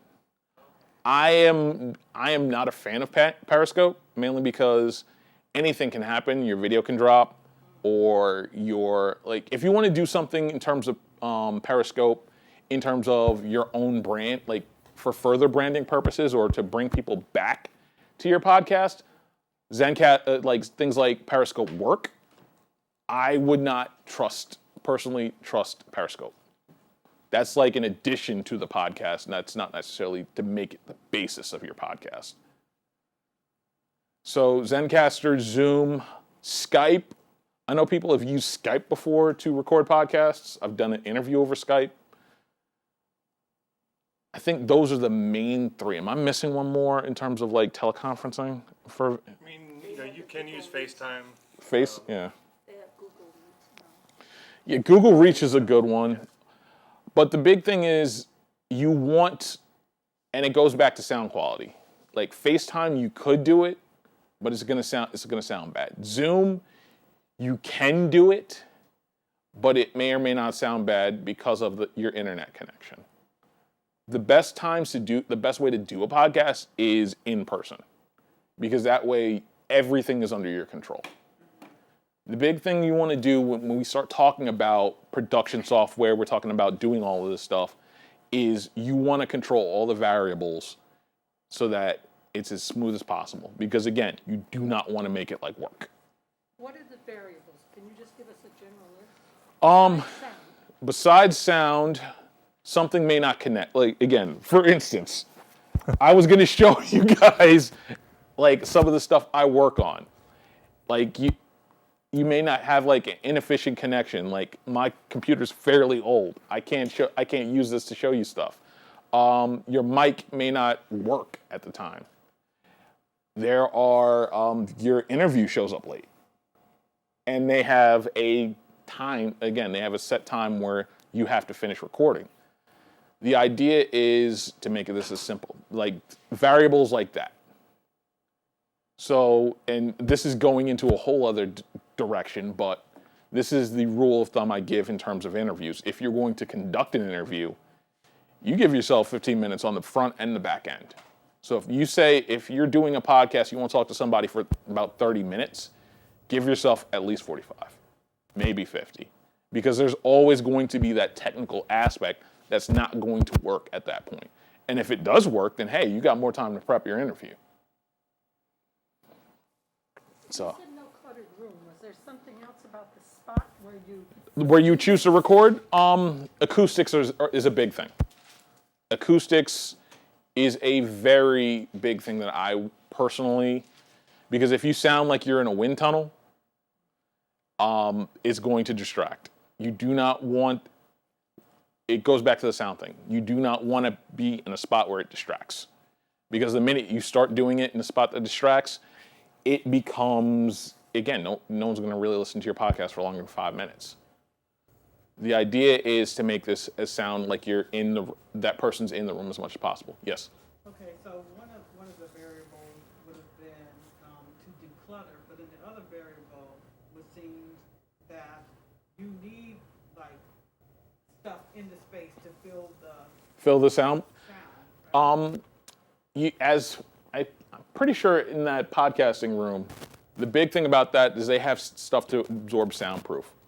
They have foam that will absorb sound. That, I forget how much that runs. Do you know how much that runs, Brian? It depends. It's much cheaper than it used to be. Yeah. And we actually built our own panels for the studio in QCPN? yeah, and saved like $1,000. We built like 5 panels and spent $300 building the panels, and just filled them like with teddy bear stuffing, and it works just fine. But that saved us like $1,000 on the panels. So it really kind of depends. But like acoustic treatment, yeah, like the foam. Yeah. Well, there's no foam missing, but some of those panels can be like $70 or $100 a panel. You can get some stuff that's. Oh, Mike.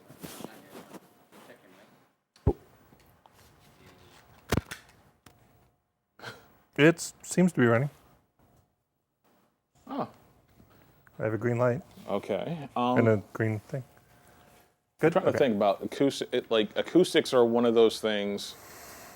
Like I said, that'll distract. In terms of software, when I was talking about Adobe Audition, this is like a screenshot of something similar, and this is what we like to call multi-track recording. So the big thing about this is that first track, that might be the dialogue that you guys have. That might be something that might be just a great conversation. Now, underneath that might be a little bit of a music bed, and that's a production choice, and that goes way further into the weeds, and I'm pretty sure Brian wants to go into today. But the idea is multi-track recording, and in terms of recording software, I know Zencastr does this to where you have separate tracks. Why that's important is because if you have someone that may be on a delay, it's a lot easier to go back and edit if you have multiple tracks. And that's why when it comes to, and this goes back to why I'm saying the best form of podcasting is one right in front of the other in a studio. Yes, oh. But in terms of delay, because you have things like delay, and that's another variable, in fact, like internet delay, because when you deal with Zoom or you deal with Zencastr, or you deal with any form of audio that's going to be recorded over the internet, there's going to be that delay, and when it comes to production and when it comes to editing, you want to close that variable to make it sound as much of a conversation as you possibly can, natural, free-flowing conversation. Yes, ma'am. Explain to me, what do you mean by multiple tracks? Multiple tracks. So there's going to be a multi-track is like a single track recording would be just you by yourself. If you want to just teach, specifically for your podcast, you said you wanted to teach, right? And you wanted to educate. So you would just need that one track. You would just need to just hit record and go. Let's say you wanted to add another person to that. You could record it on that single track or give them their own track to talk on. So let's say you're talking over Zoom and you just want to use their audio. You could go and put them on this second track, and that way yours is by yourself. At some point, you're going to mix them down into one single audio file, but it could make it sound better. It can make it sound like a free-flowing conversation, because, as I said earlier, you have issues with delay over the internet. But again, if you're doing this in a studio together, then one track is all you need, quite honestly. Because I'm going to stop talking and they're going to start. Yeah, exactly. Yeah. Yes, ma'am. Excuse me, are any podcasts done live? They are. I know before COVID, QCPN was doing one a month. And that's a really interesting way to do it. Because it's a nice way to treat your fans. It's a great way to promote your podcast. Hey, we're going to record at the local Starbucks over there. Or hey, we're going to go record this live podcast before a game or something like that. And then it becomes a special episode that you can drop anytime you want. You can do live podcasting. It's one of my favorite little tricks and wrinkles because that brings a whole bunch of special. It can also bring a whole bunch of different questions and different problems. And it goes back to, do I have the right kind of equipment for that? Because for something like that, you're probably going to need that board because you're going to want to control the background sound to all this. Do you have the right mics for this? Live podcasting is a really, really interesting thing to do. It's also really, really, really difficult, depending on where you're just trying to do it, because you're going to have to control so many different things. Most of all, are you recording in a spot where you can say, okay, the sound is going to sound good no matter what I do? Because Brian, again, I know you've done we've done how many live podcasts? Hundreds. Yeah, Yeah, a lot. yeah. Yes, ma'am. So as I was researching about podcasting a few months ago, Mm-hmm. they talked about those screens in front of your mic. Ooh, those are good. The spit screens, Yeah, I call them. pop filter. What are they called? Pop filters. It's called a pop filter. So there's a thing, okay, this little piece of foam here that kind of goes over the mic will kind of control that sound. And then there's another thing that it's basically a piece of fabric stretched over a hoop, and it would go in front of the microphone, so between you and the microphone. And it's just designed, there's an element of speech called a plosive, Plosive, and it's P's and B's and T's. It's anything that you say that results in a puff of air coming out of your face, right? So, basically the pop filter is just designed to further disperse that puff of air so it doesn't come in contact with the element in the microphone. And it just softens those plosives. More often than not, these little windsocks do enough to control that. But some people just have really super powerful plosives. And you're going to want that little extra barrier between yourself and the microphone, but it's not. The name of your mic, it was This is a Shure, S-H-U-R-E, and it is, I'm not good with model numbers, SM48. I really should have brought that. Yes. Okay, so those are the two that you all use. What about when you're seeing someone use a microphone, is the steel look? Is it just for cosmetics? Or are they cheap? Yeah. Are they cheap? I mean, what? I would, the steel ones are really cosmetic. It gives an old school vibe. It's also one of those things probably meant more for video than audio. Because when we start talking about audio, you can do, and that's the really cool thing about podcasting, you can do a lot of stuff with no frills stuff and make it sound like you're in a studio, in NBC studios. So when we start talking about just how we're going to record this, and again, if it's a video and audio recording, yeah, that you can do that. But if you're just doing a podcast, no one's really going to see the equipment you use. They're going to hear it, but no one's really ever going to see it. And that's one of the cool things about podcasting. I don't have to worry about budgeting audio or budgeting for video on that and making sure this sounds really great or really bad. Perfect. Or again, make sure, the screens. This is exactly, We mention it, it appears. it appears. Magic of TV, folks. But yeah, these are the screens that I don't necessarily use them. I probably should, but when we start talking about doing these conversations and having these podcasts, these are one of those things it's a luxury, it's not necessarily a necessity. Your mics, your laptops, the way to record stuff, those are the necessities. And as long as you have those basics, you're going to be fine. You look like you have a question. Yeah, that mic over there that you like, do you say it has a board that comes with it? No, the board is separate. I wish I'd have brought my mic because I literally took it out of my bag before I came here.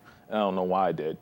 But this board, for live stuff, I would probably want a board with me so I can control background.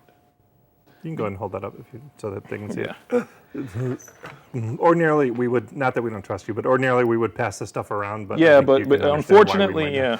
not. Unfortunately, like a lot of this is like show and tell. And unfortunately, we can't do show and tell. But as you see, this board is, again, it's got 3 mics. You can hook it up to a speaker to make it sound like, again, you have those little speakers out so that you can attract attention into, hey, this becomes even more of a live podcast experience. Yes, ma'am. Okay, so if you chose to do that, which some of us may want to do since we have a TV show. Yes. You might want to do that. So how much is that? Where can we find it? The boards are about what, $300, $400 at least? Yeah, it depends on the board. So this particular board is a Mackie, M-A-C-K-I-E, which is it's a professional grade board, but it's kind of the lower end professional. So there's like, Wheatstone or Yamaha's at like the top of the board. You don't, Wheatstone or Yamaha are way overkill for what we're doing. Mackie is kind of the perfect board for podcasting. I want to say I paid about $200 for that board. This particular board is a 802 V as in Victor LZ4. It's got 8 channels in, which means you can plug 8 inputs into it. Quite honestly, 6 more inputs than we need on any given in any given situation. But it's good to have that flexibility. And I've got other boards. I have a 32 input board. I have a 16 input board. It just, it depends on what you want to do and your uses for it. Go ahead. So you said that the board is used for live work. So if I'm not going to be doing live, I'm going to record and then play later, a board may not be something I need to consider, right? No, it's not one of those things I would. If you're going to do batch recording, and what batch? Let me explain that. Batch recording is, okay, I have one set day. I need to get a certain amount of interviews done, and they're all in person. You are not going to need that board. If you want to do something live, then I would recommend that board, but you don't necessarily need it. In terms of doing again, for me, I don't I like using the board. I don't necessarily need it. If you're going to do something live, yeah, you're going to need it because you're going to need the sound. You're going to need the control. But it is in a studio. It's nice because we've got 4 microphones in our studio. Yeah. It's nice to have the individual control for each microphone. So I would. That's a little bit where Kanata and I diverge. Is that I like to have a board when I'm recording. But again, that's me. Something you said has confused me.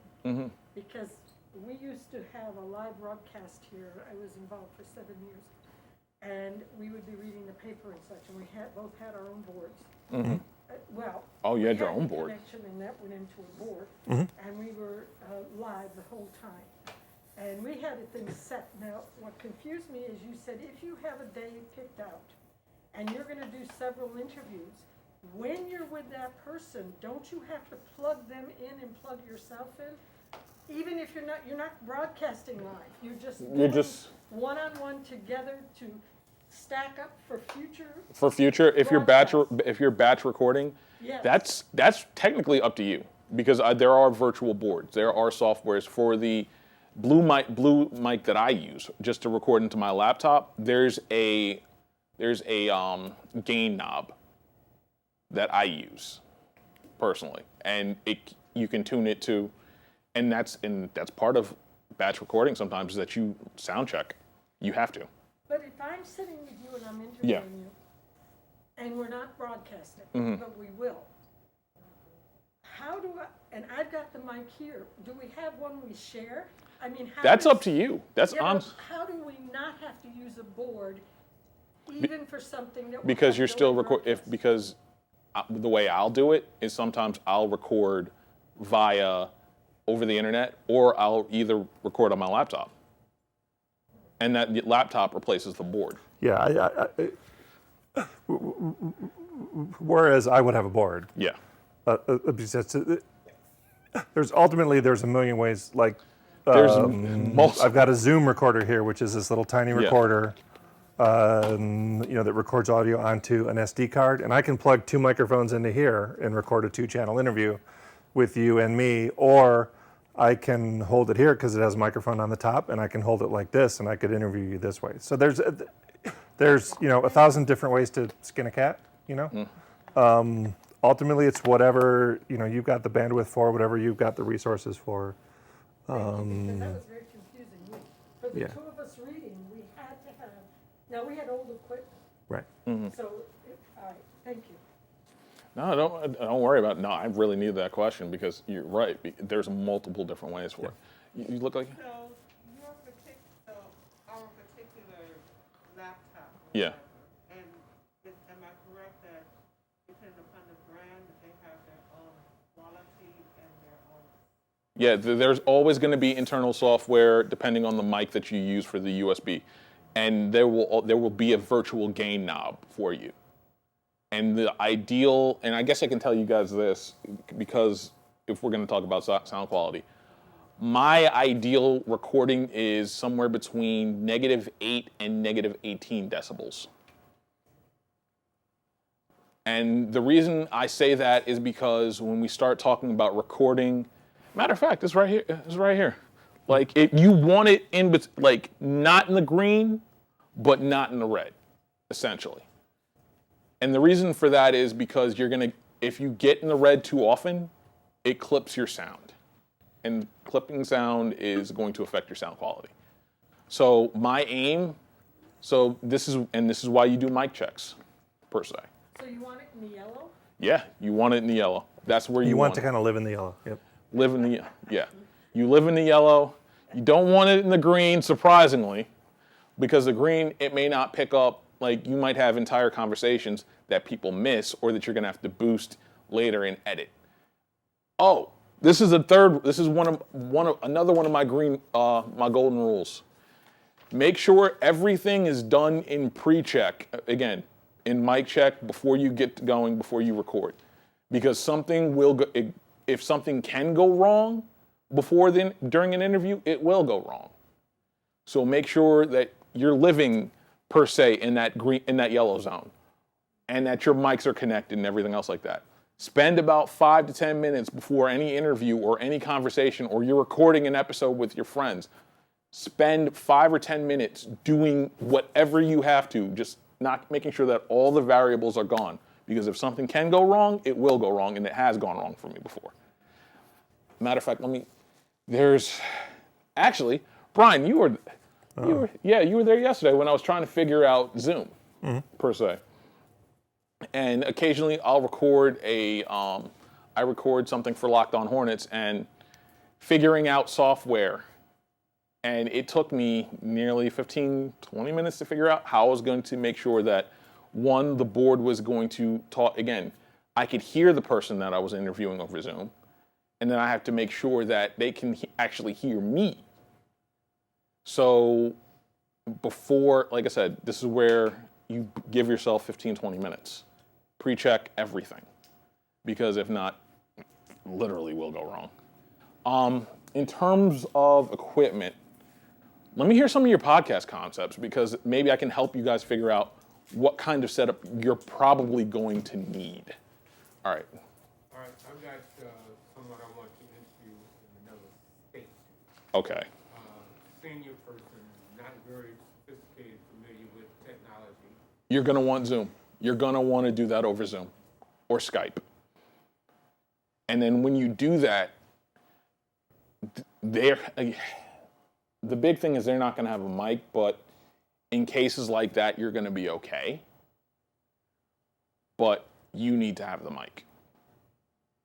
And I would probably tell you that's going to take a laptop, USB mic, and Zoom.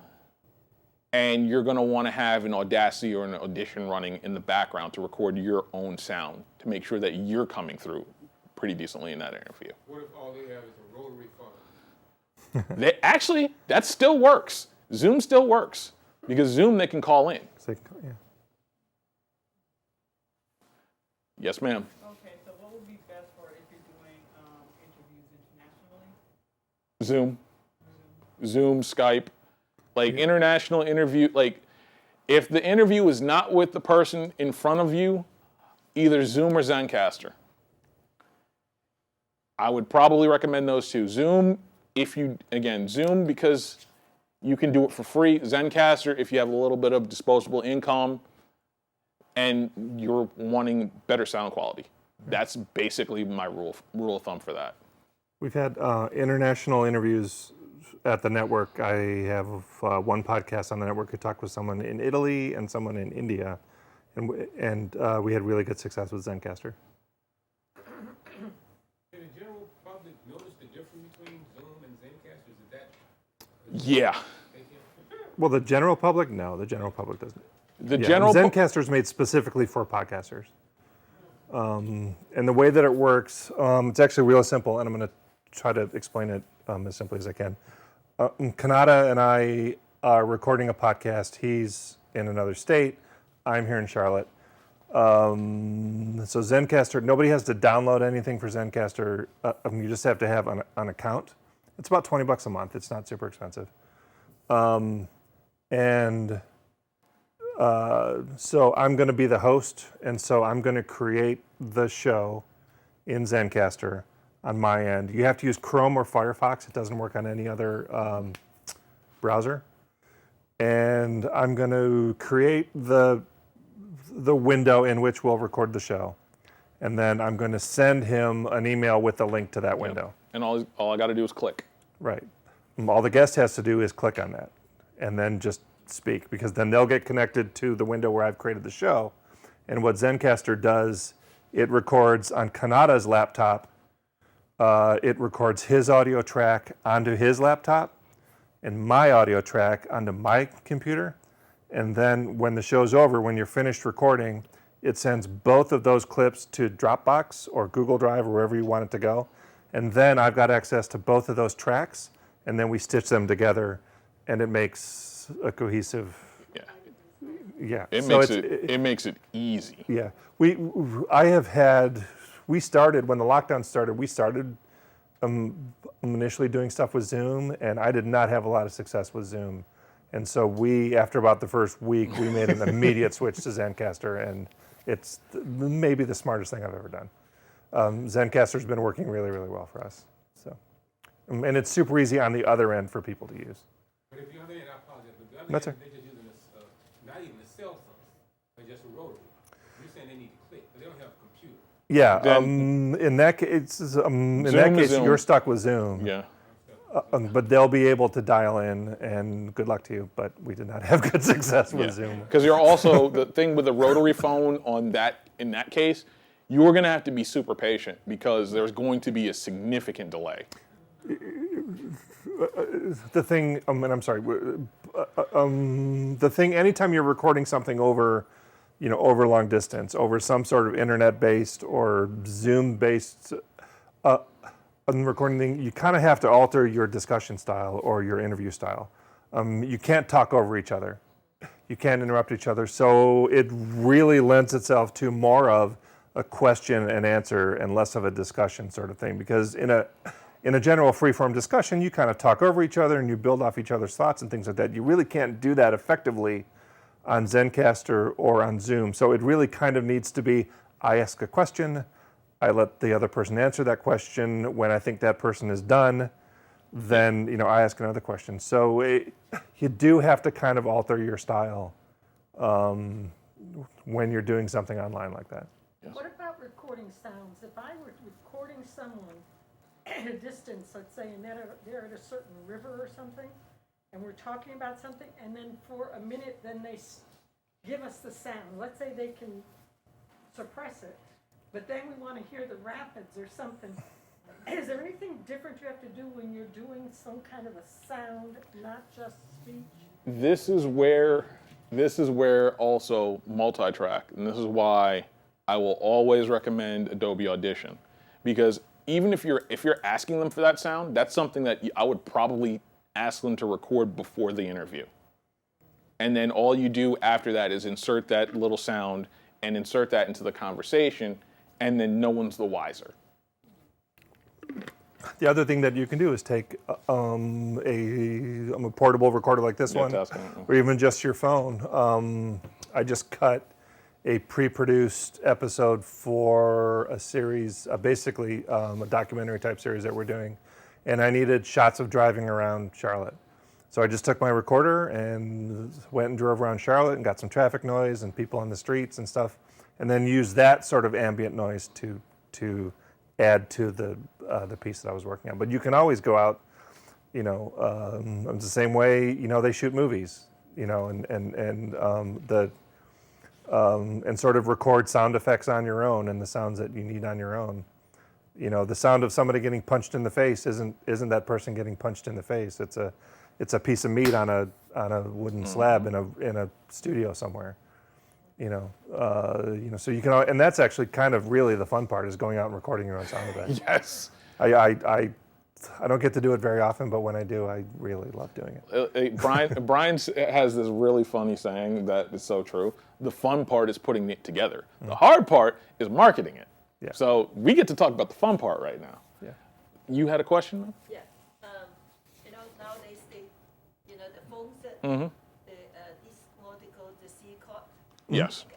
So I don't know what connection I need to have because I have a lot mic.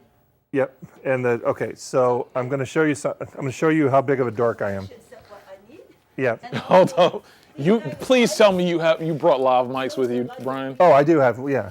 Of course I do. Of course you brought lav mics. Those Yep. Those are the problem I have. So, all right, I'm going to change your world. He brings again. This is the only person I know that actually brings lav mics with them. So, I have a Lavalier lavalier mics. portable. Yes, okay. and the other is the size of the file. So you got, your question was on iPhone, Yeah. Now, or I'm I so, want to record it on the way. I mean, I have an iMac at home, yep. so So, all I have the problem is how to connect it to each other. so That's a way I've not really done. because iPhones now, I mean, if you record, it's not difficult. You just talk, but yeah. you know how to get it into the computer. So with iPhones now, the new iPhones, I think this started with the 10, maybe? This one is 11. 11, okay. So it used to have that little mini plug, that little 1/8 of an inch dongle, yeah. plug or whatever it is, That right? one is fine, but Yeah. the one I bought this one for my old phone. So what do you need to do? You need to grab one of these, Oh, okay. okay? And So this will convert, you what can about find them. how many of this one? It's 3. This one is okay. Well, yeah, because that's But specifically made for the iPhone. So 3 is in, 2 is out, right? Because they are. you just lost me. Okay, so iPhone, because Apple just wants to be different, Yes. right? Apple's plugs Yes. for Apple's, okay, so normally you have these little 1/8 of an inch plugs, and we're all familiar with it. We've all seen these little plugs. Apple's plugs, if you need it to work with Apple, it's going to have 3 black bands on the plug, not 2 black bands. Okay, a plug with only 2 black bands will not function properly in an Apple product. It needs to have 3 black bands. So there's a little dongle that you can buy. You can go to Amazon and get these. It's about $10 or $12 for 2 of them, I think. So they're expensive as hell. But it will plug into, or it will allow you to plug again, a microphone for a Mac into this little dongle. And then that dongle has the weird Mac plug, the C plug that then you plug into your computer. Then I can record it. Yeah. Then you Can I Um, a little bit? Okay. yeah. I'll try. It's called a dongle, dongle. Yeah. DONGLE. Dongle. And you have to kind of look, you have to be careful too, because there are third-party Yeah. Apple get the- dongles that will not work for you. Get the specific Apple. If you're going to do that, Talking about Yeah. get the specific Apple dongle. It Apple worth it. is, this duplicate. Exactly. Apple is frustrating and expensive, and I'll never use anything else. We can talk about those later. Yeah, Yes, exactly. exactly. I have all the experience. Exactly. So that little dongle, if you're a Mac user, is So with this one, okay, a with good this thing to one, have. can I get it into, with the iMac and the back, they have the USB Mm-hmm. and then the big jack. So could All the the big jack, Thunderbolt, yeah.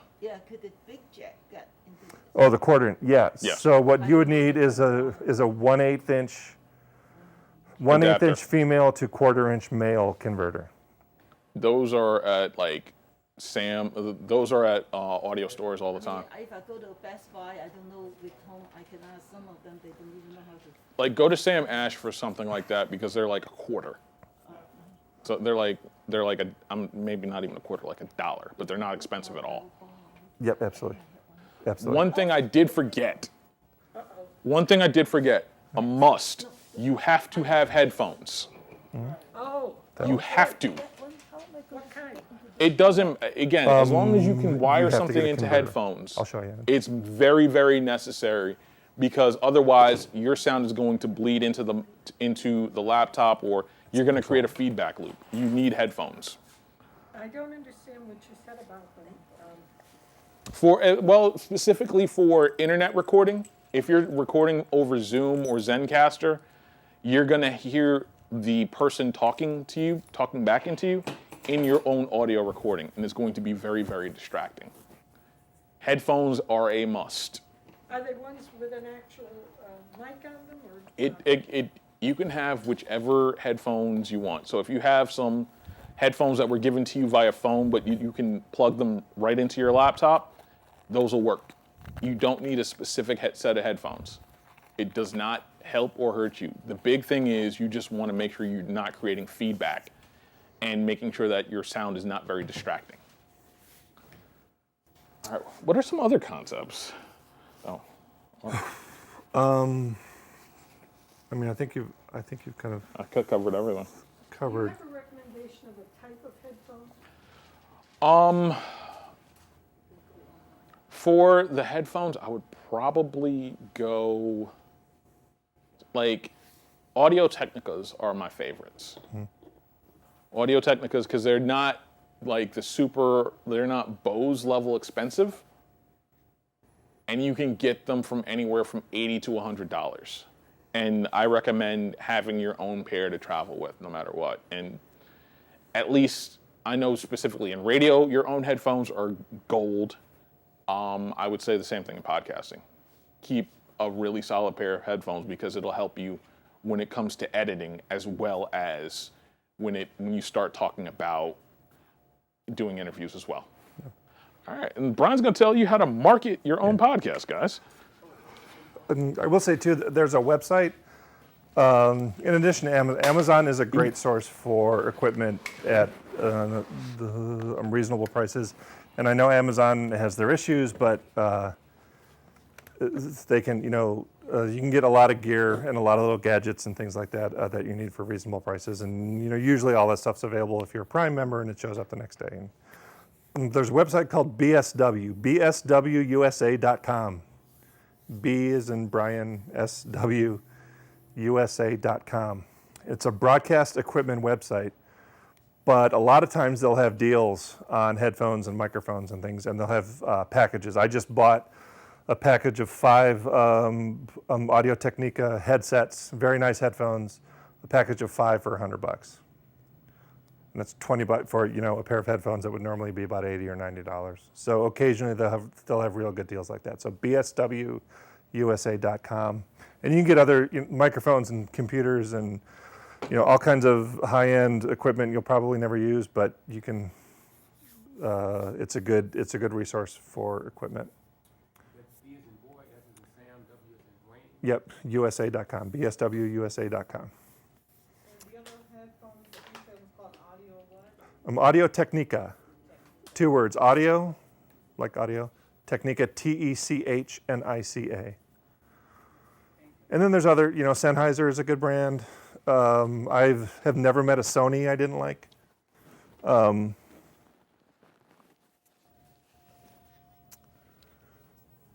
Ultimately, I mean, too, the earbuds that you get with your phone, in a pinch are perfectly good as well. So it really just kind of depends on your needs and how much you have to spend, Okay, so we've created our podcast. We know our why. We've recorded a bunch of episodes. Our audio quality is good. We've gotten through the post-production. We've got 6 episodes ready to go. Now what do we do? It's exactly right. Find your audience. So, and this is really, this is where the hard work comes in. Because like Kanata said that I always say, the fun part is putting the show together, right? Because it's the stuff that we know. We're talking about things that we're passionate about, so we like to talk about it. We're talking to people we like. We're hopefully working with people that we like. And now the fun part is over, and it's time to try to get people to pay attention to this thing that we've created. So how do you suppose we do that? Anyone have any ideas? Because I'm listening. Facebook's a great way. And what'd you say back there in the family and friends? Sure. Yeah, so let's start with social media. The great thing about social media is that if you want it to be, it's free. Right? You just need to create an account, start tweeting, start posting on Facebook, get an Instagram account. Instagram is pretty effective for podcasts. Now, again, we could talk, another 4 hours about best practices on social media and all that stuff. And the social media is a full-time job, right? It's the full-time job that you'll be doing when you're not doing your other full-time job when you're not podcasting. But effective use of social media is a really good way to draw attention to your podcasts. Use hashtags, tag other people, tag your guests, get your guests, whoever your guests are, get them to talk about having been on the podcast on social media. The social media for all its flaws does this really, really well. It draws attention to the things that you're doing. And to be fair, the flaws in social media are probably more about us as people than it is about the platform itself, but that's another 4-hour discussion for later. If you want to, you can do some paid social media if you have a budget.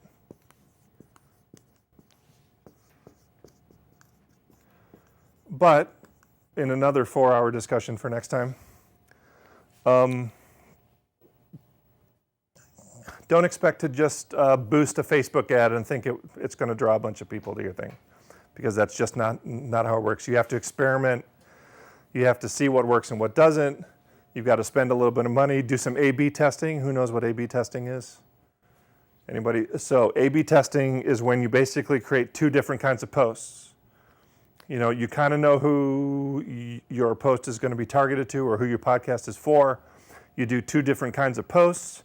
You spend maybe $10 on each post in a week. And then at the end of it, you look at the statistics and you see which one did better.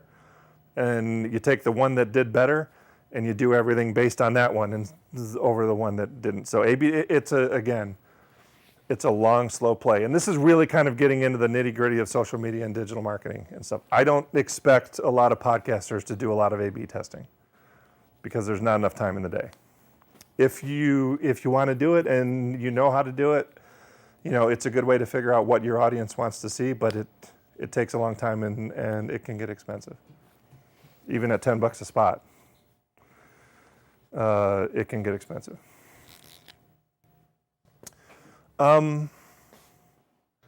Anybody ever done any multi-level marketing? Like, right, Avon back in the day.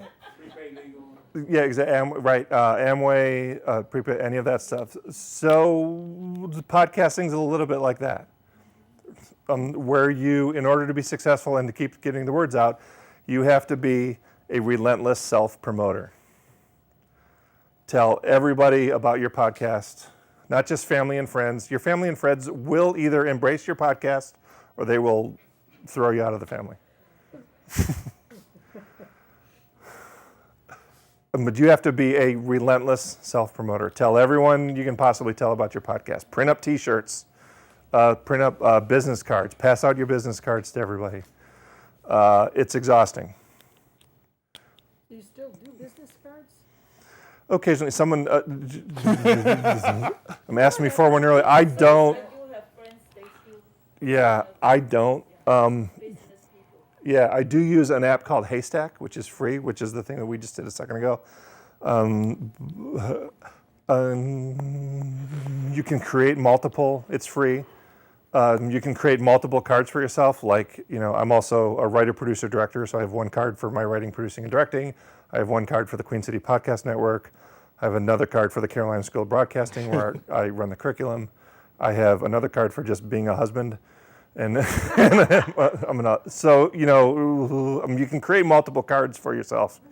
And then you call up, you can either text that specific card to somebody or call up a QR code, and their phone can read that code, and I'm going to get the information. So it's called Haystack, and it's a great, excellent replacement for business cards. It's an app, yep. Haystack, and it is free. And how you spell haystack? Haystack, just like, you might expect. Yeah. It's not, the CK is not a Q or anything like that. Although that would be pretty good. That would be unique. Okay, so relentless self-promotion.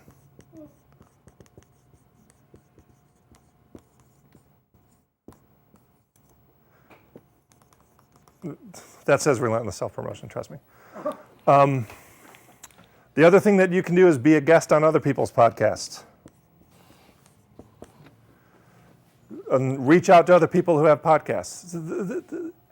The podcasting environment, it's getting less so in Charlotte, I think, because a little bit of what we're doing at the network, but also what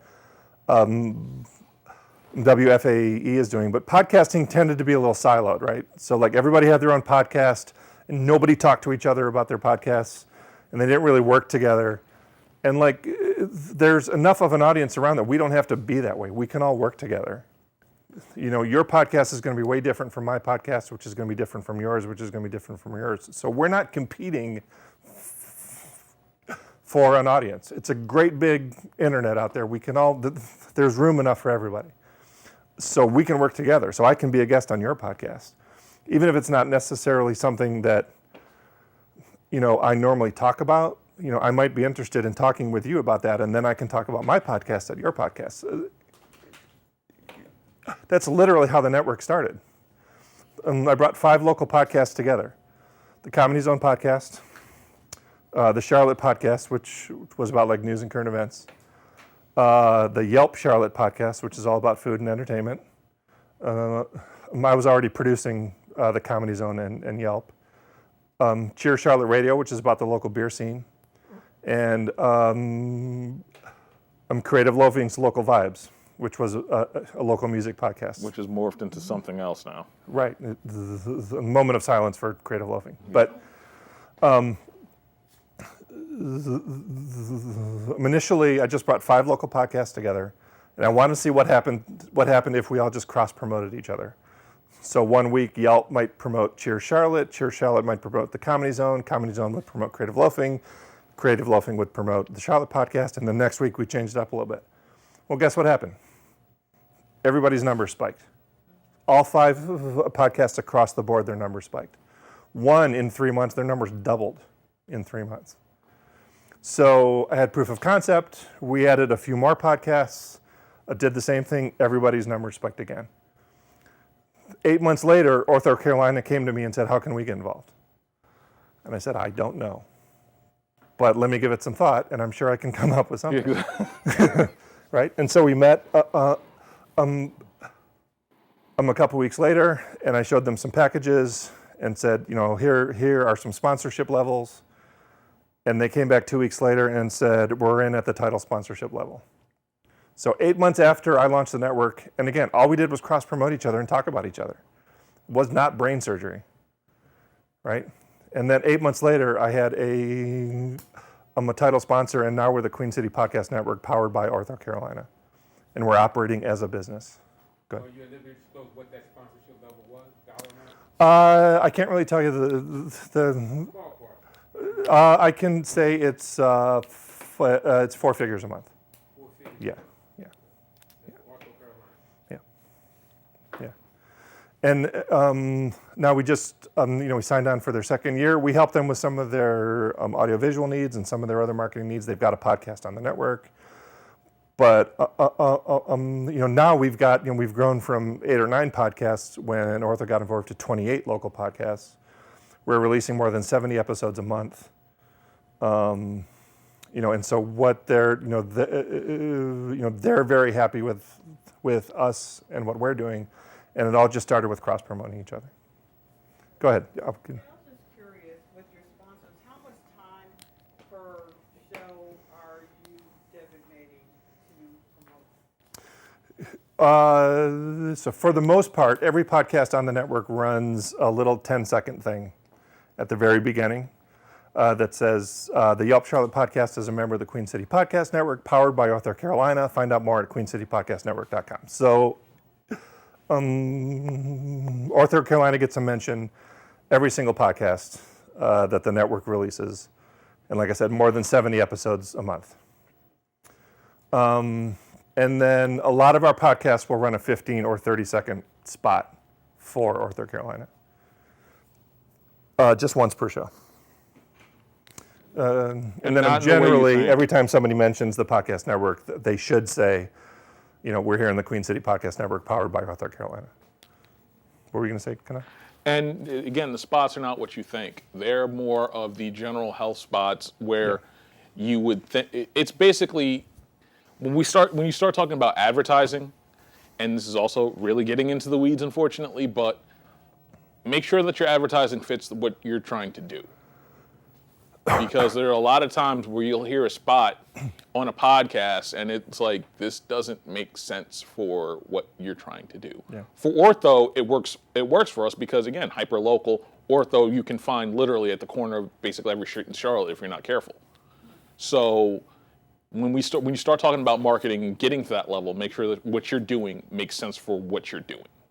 Yeah, and remember too that in terms of timeliness, and again, we're totally in the weeds on this and we're running out of time, but as far as timeliness for any spots you might create for a client, remember that somebody might be listening to this podcast a year from now or 2 years from now.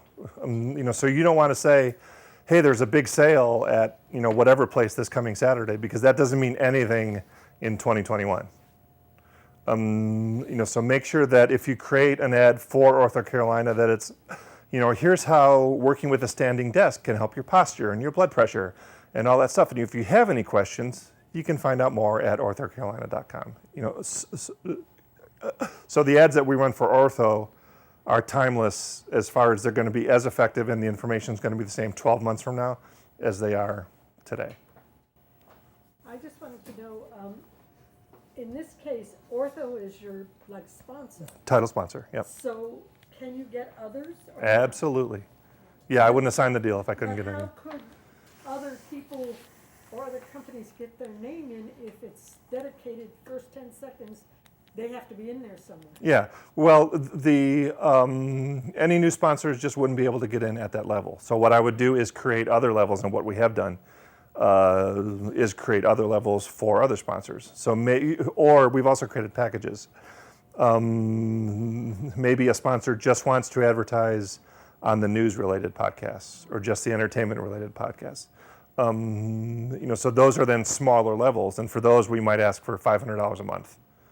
Or something like that, to be for maybe 4 mentions, mentions in 4 different shows a month. I see. So we're going to create a dozen different packages and opportunities for advertisers to come in. Not at the Ortho Carolina level. We will, as long as Ortho wants us, we'll always be the Queen City Podcast Network, powered by Ortho Carolina. But we have an opportunity to go to other places. So let's say it's your company and Ortho, and that's my podcast. So in the first 10 seconds, I say powered by Strictly Ortho Carolina. The other company cannot get a mention in that thing. Well, then when do they ever get a mention? Well, in the That's where the commercial breaks that 30-second we insert into the thing, Okay. yeah. I didn't realize you had that. I've not Yeah. heard it. So No, that's okay. We intentionally created from day one, and I've been producing podcasts this way forever, and we are running out of time. Is that I always include from day one, even before advertising in podcasts was a glimmer in its father's eye. right? I have always created podcasts with a break in the middle, or 2 breaks depending on the length of the podcast, where I would either produce promos for like, hey, if you missed it on this last episode of this podcast, or you want to hear this, or once the network launched, that's where we ran spots for the other podcasts, was in that break,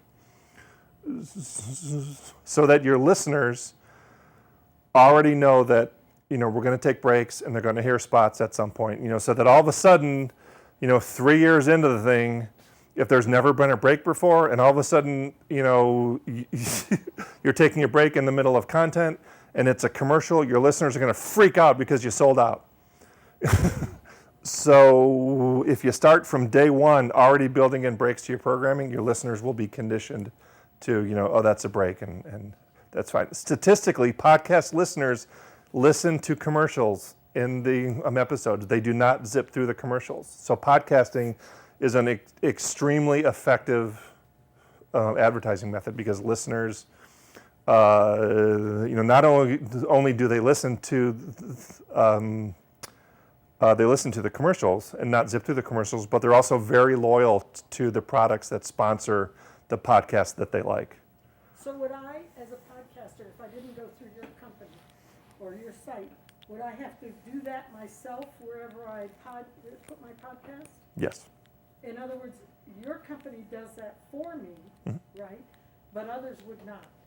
Yeah, and it depends. Now, there are sites that will insert spots for you and things like that, but that happens automatically, kind of based on their own things. So it might, a spot might get inserted right in the middle of the content, which you don't necessarily want. It's much better to control the product yourself and insert the spots where you want them, as opposed to letting someone else do it. Okay. Negotiable at the beginning of the relationship? Oh, sure. Yeah. Everything's negotiable, right? Okay, so we said real quickly, so be a guest on someone else's podcast. This absolutely works. Right, so just reach out to other people who have podcasts. And frankly, other podcasters, particularly when they've been around a while, they want more guests, they want new voices, they want people who they haven't necessarily talked to before. So if you reach out to a podcast and say, I'd like to be a guest, there's a really good chance that person's going to say yes. Tell 2 friends. I've had pretty decent success with this in the past. You kind of have to roll it out in phases, like maybe do it for 2 months and then don't do it for a little while and then do it for another couple of months. But basically, this is just a verbal ask during your podcast. If you like this podcast, please tell 2 friends about us. It works.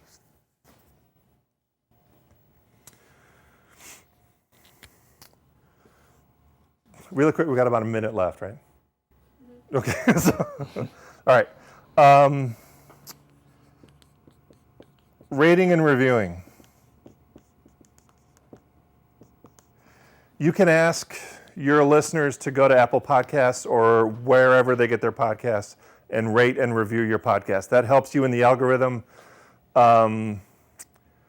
It's a big ask, right? Listeners, they've got to go to Apple. They've got to find your podcast on Apple. They've got to write a review. They've got to give you 5-star, whatever. It's a lot of work. So listeners generally, they will do that if they're super passionate about your podcast, but otherwise they're just not going to do that. It doesn't hurt to ask people to rate and review, but that's, a lot like the relentless self-promotion, where your family's either going to disown you or it's if you spend a lot of time on your podcast asking people to rate and review, that can be a turnoff. So kind of, use that sparingly. One thing I would say, and I know we're running out of time, one thing I would probably tell you about that, offer to read whatever they write on those 5-star reviews as a way to basically incite discussion or incite them to do it. Like, I'll read anything that you write on a 5-star review, no matter what it says. And then once you do that, generally people will do that just as a gag, and it becomes part of your show. I'm not clear. Basically, if someone does a 5-star review and then says, you know what, it just has just a diatribe of word vomit on that 5-star review, and you still read it just because you got the 5-star review, more people are more likely to do that than anything else, just because they want to be in on the gag. It's a way of audience participation on something like a podcast, which is really, really hard to do. Yeah. Audience and participation, and we'll leave it this note. Audience participation is really hard on podcasts because as you're listening to a podcast, you're driving in your car, you're riding an exercise bike. As you're listening, you might think, oh, that host is full of crap. I'm not gonna, I'm gonna send that guy a very heated email when I get back to my house later today after I've done my job and picked up my 2 kids and made dinner, and nobody ever ends up doing that. So getting people to interact with a podcast is really, really difficult to do. So you can solicit things like email us at this and find us on Instagram and all that stuff, but it's really, really tough to get people to do that. All right. Before you leave, I want Yeah. you to give me details about your handheld recorder. Sure. After The class Zoom? is over. Sure. Please. Thank you. So I can be reached via email at, and this is going to take a minute, Brian at Queen City Podcast Network.com. Brian at QueenCityPodcastNetwork.com. Please feel free to reach out anytime if you have any questions along the way. If you decide that we've lit a fire under you and you feel like you definitely want to produce a podcast and you have further questions, please do not hesitate to reach out. Brian at QueenCityPodcastNetwork.com. One very quick question, just yes or no. Can we make money from that? Boy, there is no easy answer to that question. So there's no yes or no. The answer is yes, you can. Who pay that it pays? I know, when you have the YouTube, then you have. Yeah. It takes, in order for your podcast, well, no, that's not even true about podcasts. On YouTube, in order to make money on YouTube, you have to have tens of thousands, if not hundreds of thousands of views, right? Podcasting's kind of the same way. The general feeling is that you need a minimum of 20,000 listens per episode in order to 20,000 listens per episode in order to be attractive enough for an advertiser to come on board. Basically, we're just enjoying ourselves. Yeah, because what did I say? The average podcast episode is at about 100, right? So the general number right now is about $20,000 per episode. Per episode. Yeah, per episode. So, however, that's not to say that a network of podcasts can't, in the aggregate, generate enough, enough downloads to offer packages that reach enough people, especially for local advertisers to get involved with. So, yes, you can make money, but it's really, really difficult, and you have to kind of work the system a little bit in order to do it. Now, that's not to say if you have a podcast that gets 300 listeners a month or 500 listens a month, that there might not be a real estate agent in town who might want to reach 500 people a month for $50, right? So it's getting better, and there are definite opportunities, but you have to get a little creative in order to make money. Are you going to be able to make a living at it? I don't even make a living at it right now. So, and I have. I just want to be realistic.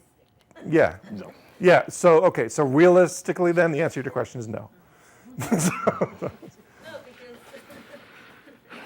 Yeah. I think people just writing, oh, you do this and that, and then every day I saw that I said, come on, be